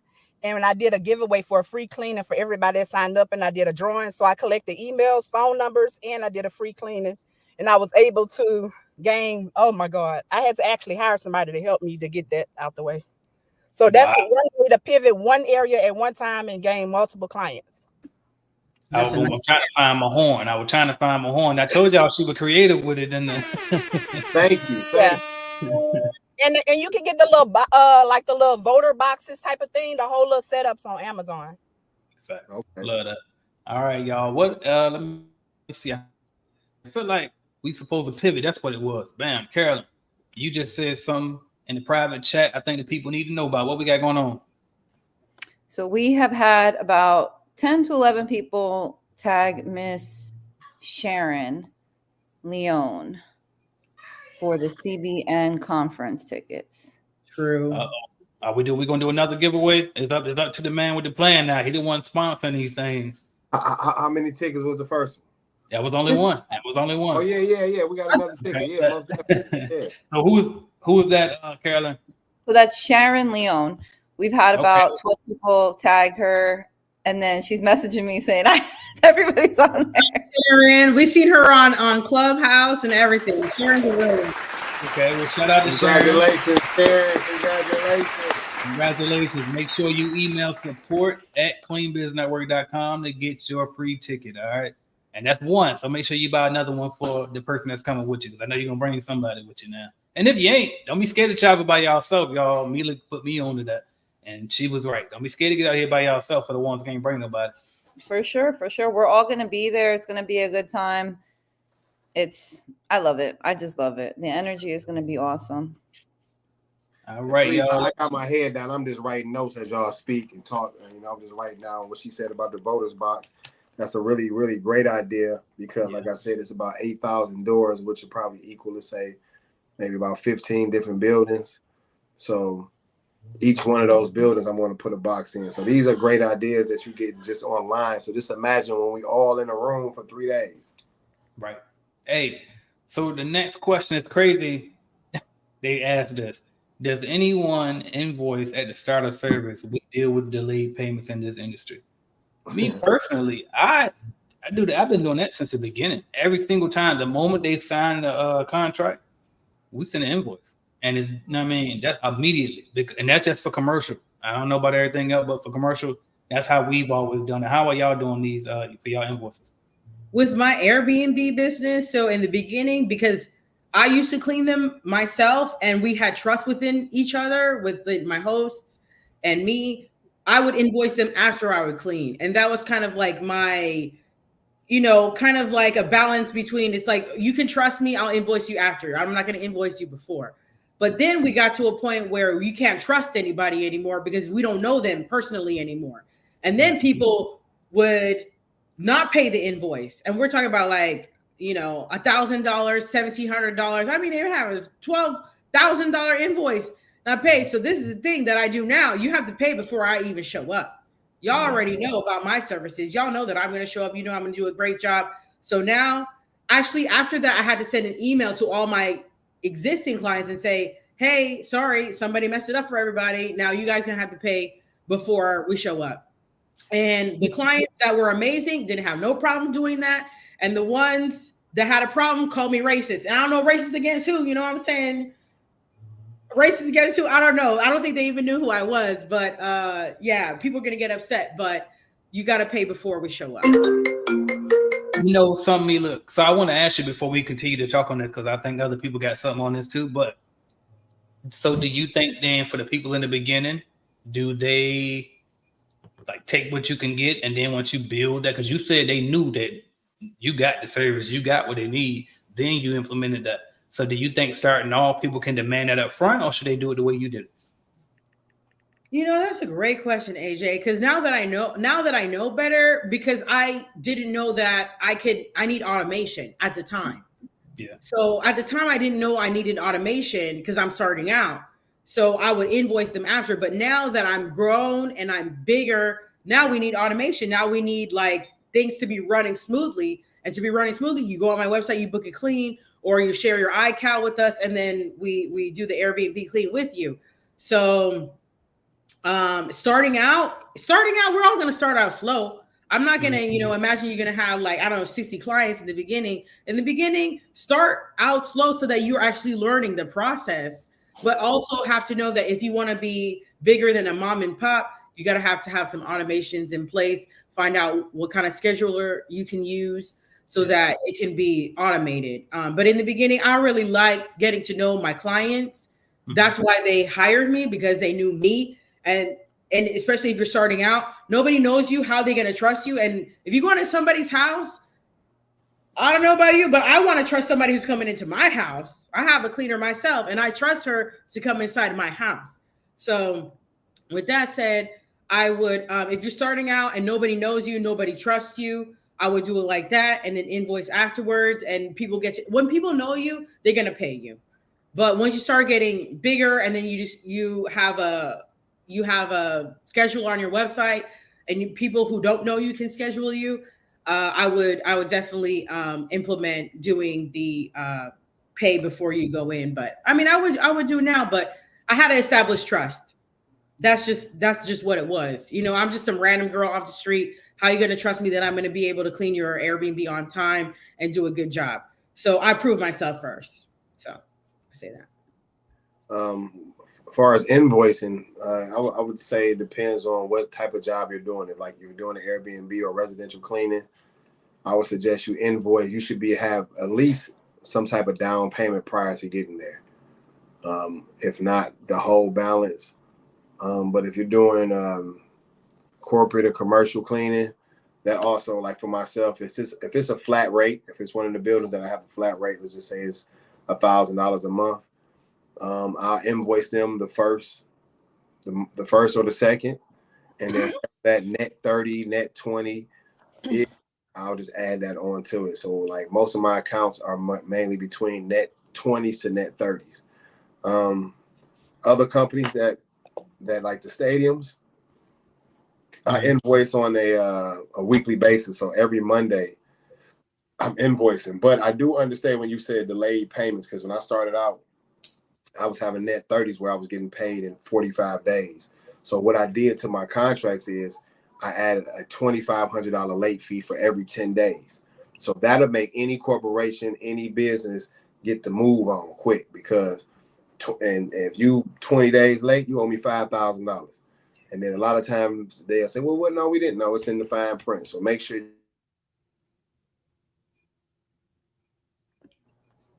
But did he cut off? Yeah, it blacked out for a second, but I'll jump in until he comes. But I forgot what it's called. But it's a thing you can put on your net 30s or whatever, and it's basically like if they pay early, they can get a discount. I took a couple college classes and they taught me that there. But it's something that you call, I forgot what it's called, but basically it's like a percentage that get taken off if they pay their net 30 a little bit early. And that sounds similar to what he was talking about. But are you back? Maybe not. Okay. Well, anybody else got something on these? Like when you invoice, I know. And by the way, I did say I invoiced at the start of service, so I invoiced it before we even started service. But it was still a net 15 or a net 30 or even net 10. Sometimes it wasn't always due. But now these days I will only do upon receipt, and then if they say we can't do that, well, fine. What you need. But I'm always try to get it up front first and see if I can get away with it. You'd be surprised that they'll let you get away with that. Anybody else want to jump in on that one? Go to the next one. I was going to say that with houses, we do like 25% up front, balance immediate. With commercial, we bill at the end of the month and do net 15. However, moving forward on any new accounts, I am going to present it like you are, AJ, like you do, like kind of like your car lease, right, or your rent. It's like you pay at the beginning of the month, and if their concern is that you're not going to make it, well, then you just credit them back that clean. Right. Mm-hmm. So that's a great idea, and I love that because that definitely helps with the cash flow. Even if it's net 15, right? At least you don't have to wait for the 30 days that you clean, and then on top of the 15 extra 30 days, so you're not behind 2 months. Exactly. And then it popped off on you, Mario, as you was wrapping up. Oh no, I apologize. I was just saying, add some late fees onto your contract. If you're dealing with corporate or commercial cleanings, some type of percentage after a certain amount of days or whatever, because it's really, I've learned that on this corporate level, it's really a game that HR plays. They're waiting to get some money in to pay. Right. It's really a robbing Peter to pay Paul on every level. Every level. So you want to make sure that your black and white is set up to benefit you if they don't make the payment in time. That was huge. That was huge. All right, next one. And by the way, y'all, we're gonna wrap it in a little bit just because I feel like it. Well, I'm gonna wrap it in a little bit again. I was really about to say I gotta jump into another Zoom. I got another entrepreneur group that I'm in. But I want to tell AJ, I appreciate you, my brother, for inviting me. Carol and everybody, I truly appreciate you guys for inviting me into your Clean Biz Network. If you're listening out there, if you're watching, I don't know if he's gonna archive this and play it later. Oh yeah. But it's a must that you go and invest in yourself. We say we want to be cleaner entrepreneurs and own businesses and in the cleaning industry. Nobody's going to buy that vacuum cleaner for you. You still got the vacuum that you plug into the wall when you can upgrade and get a backpack vacuum. Yeah. You'll learn all these different things at the Clean Biz Network because we've went through those experiences. One of the biggest things that I've learned and biggest gems that I got was getting a mentor. His name was Horatio Williams. And he just didn't save my company. He helped my company because with my first account, I was about to go and give them a $6,000 a month contract when he told me to send for a FOIA where they were paying the company prior $18,000. So without me having that mentor, I'll be in the hole right now. I don't know where I'll be. I don't know if I have a cleaning business or not, by not understanding how to price and different things like that. But you got 5, 6 mentors, 7 mentors who've been on this YouTube tonight. So just imagine all the people who are going to be there in fact from February 28th to March 1st. Get your ticket. Whatever that ticket costs, you'll make it back 1,000 times. Don't worry about that. You know, and then these are also areas where you'll learn what you need to start budgeting travel expenses and different things as a owner. You know, you should put to the side a few thousand so you can start making trips and stuff and being in certain rooms and certain events and stuff like that during the year, because it's all a tax write-off. Yep. But and go ahead. No, because I was gonna say, and look, then they get that Amex business card, and then they getting points on it. So next thing you know, now they got the free hotel room, they got the free flight, and it's still tax deductible. I mean, it's a lot of ways we can finesse it, y'all, but y'all got to get in these rooms so y'all can learn these tricks. Yes, sir. And I appreciate you guys. You know, until next time, let's do another. Thank you for joining. We appreciate you. Listen, this is your time as well. We know you're a busy man, now growing the other side of the business. So thank you for joining, and we'll definitely, if we don't see you next week, we'll definitely see you at the conference. I look forward to seeing you there. Most definitely. Appreciate you guys. Yeah, Mario Kelly, y'all make sure y'all go follow Believe 313 Boss up, baby, boss up.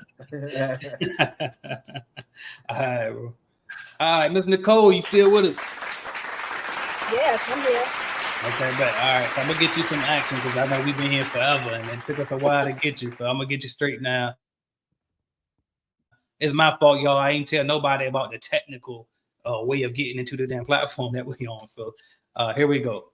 Let's pull up some random questions. Let's hop up in here real quick. What is this? All right, should I start with flyers to promote my floor cleaning business? I was about to say, I think that G-Man, like, bro, you've been watching. If this is the thing, G-Man have been watching me for years. Come on now. But anyway, you want to jump out there, Miss Nicole, and hop on this one? Yes. So I actually started with flyers when I first got in the game long time ago. I haven't really used it lately, I guess.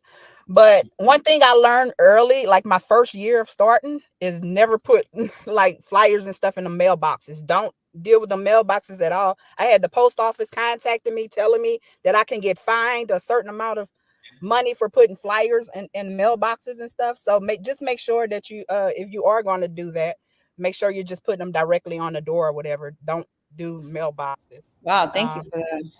Yeah, I didn't know yeah, you can get a bit like it. This was years ago, so it could have went up or maybe Not went me away. But this shoving was flyers in the mailboxes. yeah, you can definitely get fined for putting flyers in there. If it has to go directly through the post office, like via direct mail or whatever. To do anything dealing with mailboxes. Facts. And I don't know if that's a state thing or not, but that's a fact. I know for sure when I was coming out, they definitely told me that too. So that's fact. Yeah. So if you do that, just I guess stick them in I would go with door hangers if you want to I would prefer door hangers if you're going to go door to door personally. So you could just put them on the doorknob and keep it moving. Okay. And to piggyback on that, another reason why you shouldn't do the mailbox flyers, because what did Carolyn just say she do with them? They going in the other hand. She gonna throw them away. So that's probably what the rest of the people are gonna do. So yeah, that wouldn't be the first approach for sure. Thank you for that, Mr. Cole. All right, now we got this one. He said, "Can we see the CBN conference online?" We got that one earlier, but we don't know yet. So for now, what we do know is come see us in person because that'll be there. You know what I mean? But the online, I ain't sure. We pulled it off last year, but this year I'm not so sure. So until then, meet us in person, y'all. Can I just say a little bit about that? You know, while you look for the next question about the testimony, let me tell you something. You know, a lot of times people worry about the money. And that's the thing that people don't understand is what you're going to put in, if you decide you're going to double, triple, 10x that's what you decide to do. I'm putting down $3,000 in March for the Harmosies. Okay. You know about that, AJ. I'm doing a only 2-day workshop.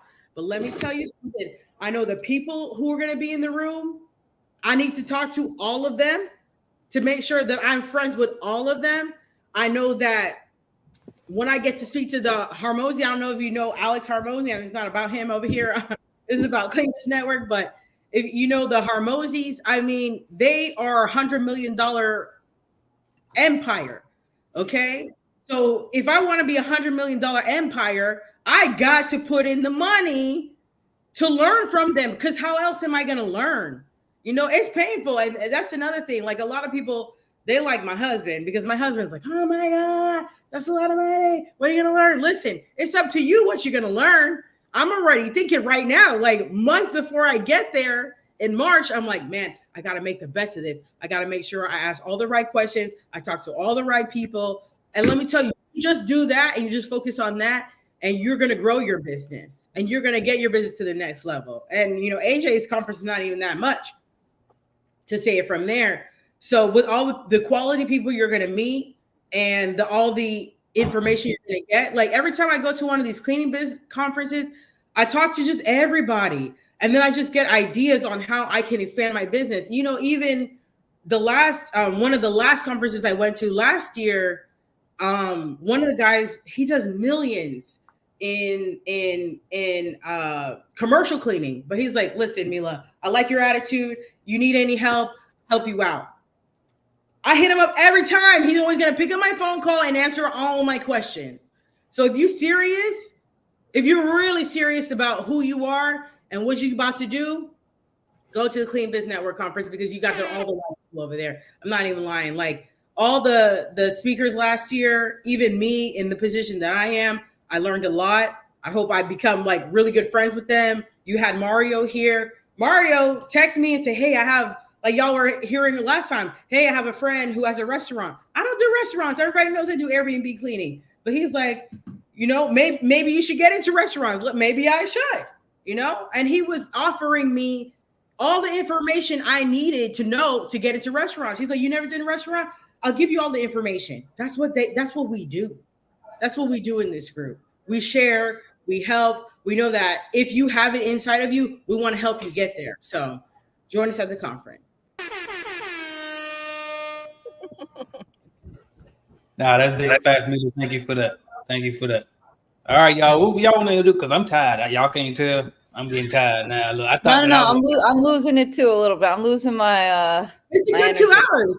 Yeah, It I has thought I was been. going to drink and rehydrate and like motor. Nah, it ain't working. Well, we're going to be doing this again next Friday, right? Fact. Every Friday leading up to the conference, I think we will be on live, you guys. So definitely, please be sure to tune in again every Friday up to the conference. I did see some messages in my Instagram inbox. You guys, I have a link. There's a link here actually in this YouTube video for the tickets. Make sure you go and grab them. If you're on my Instagram page or any of our pages, please just check out the link in our bios, or again in this video if you guys can see it, so that you guys can meet us out there in Las Vegas at the end of February. That's it, y'all. So I guess real quick, we can all say our salutations. Let them know who we is, where they can find us, any free game before we go, y'all. And I was just pulling up some comments so they can be seen before we get out of here. Of course. Well, my name is Carolyn Arellano, you guys. I am cleaning business owner based out of New York. I'm a CBN member and a cleaning business mentor. Again, I look forward to seeing you guys, meeting you in person, as well as all of the other speakers. You know, every time I go to these events, I leave there motivated and just so much more educated, you know, and I can apply these things into my business. All right. What's up, y'all? I'm Mila Arzu, but you can find me on Instagram and YouTube as Mila the Hostkeeper. I'm the founder of Hostkeeper, an Airbnb cleaning business. We only do Airbnb cleaning. We do 6 figures in Airbnb cleaning, basically $500,000 every year in Airbnb cleaning. We're expanding. We're trying to get everywhere. That's what we do. And be the name of Airbnb cleaning in the industry. So that's who we are. I'm extremely happy and grateful that I'm a part of this group. I'm grateful for you, AJ. I know that's your word, but that's also my word. I'm grateful for you because there's something about us in the cleaning industry that is special and that's magical. Honestly, it's magic because it's hard to find people who are entrepreneurs, who work as hard as we do and understand the life that we have. We all have families. We all have things that we got to do. And we're all here doing it, and we support each other. And it's a really beautiful thing. And there's nothing special about us. You know, I'm not better than anybody, and nobody's better than me. So, and the thing about us is that I know Carolyn understands that, AJ understands that, Miss CEO Nicole Thomas, I'm sure she understands that too.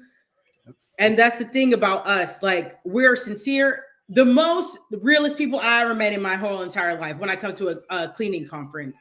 So if you want to meet real people who are going through real things and doing real business, that's where you're going to find us at the Clean Biz Network at the end of February. I'll be there. Let's go. Let's get it. All right. What you got for us, Ms. Nicole?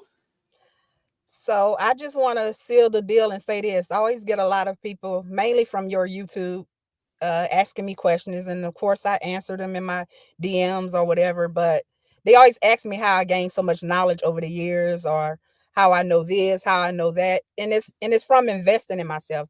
I've invested in myself every time I had a chance and I was able to.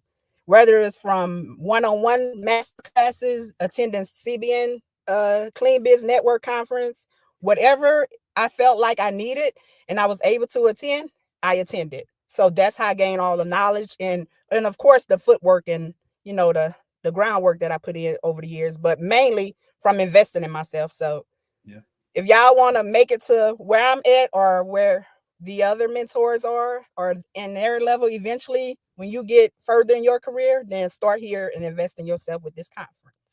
That's a fact. That's a fact. Thank you so much, Ms. Nicole. And I'll just wrap it up by saying, oh, one more thing. What's what?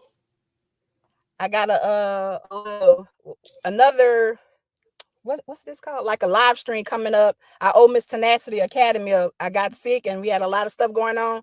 So I owe Tenacity Academy a 101. So y'all can catch me on her channel soon. I don't know when. We got to schedule it.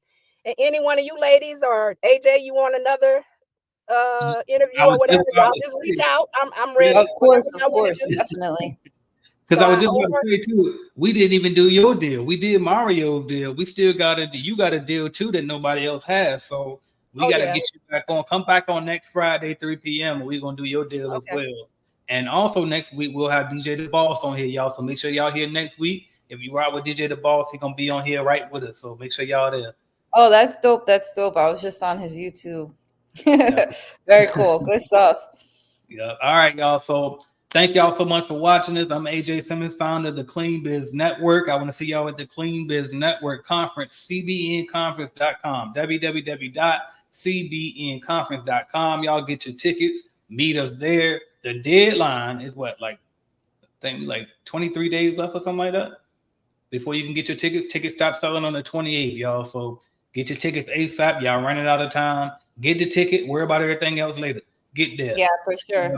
Again, AJ also has the rooms that are going to be blocked. There are so many opportunities for hotels at all different price points. Believe me, you'd be surprised how inexpensive flying in and out of Vegas is and how inexpensive the hotels are. And there are plenty of fast food restaurants in Vegas if you want to eat on a budget. So, and weed is free. I mean, not free, but legal. I was gonna say free. Where like, right. For the weed smokers down there, because you said fast food, made me think about eating and never mind. Smoking and eating them. All right, y'all, we out of here. All right, guys, we'll see you next week. All right. Headed to the top, there ain't none of y'all stopping me. Used to say I never get a ring, Charles Barkley. Now I got a wife, got kids on property. Bubble-eyed beans that look like that be watching me. Okay, I lied about the beans.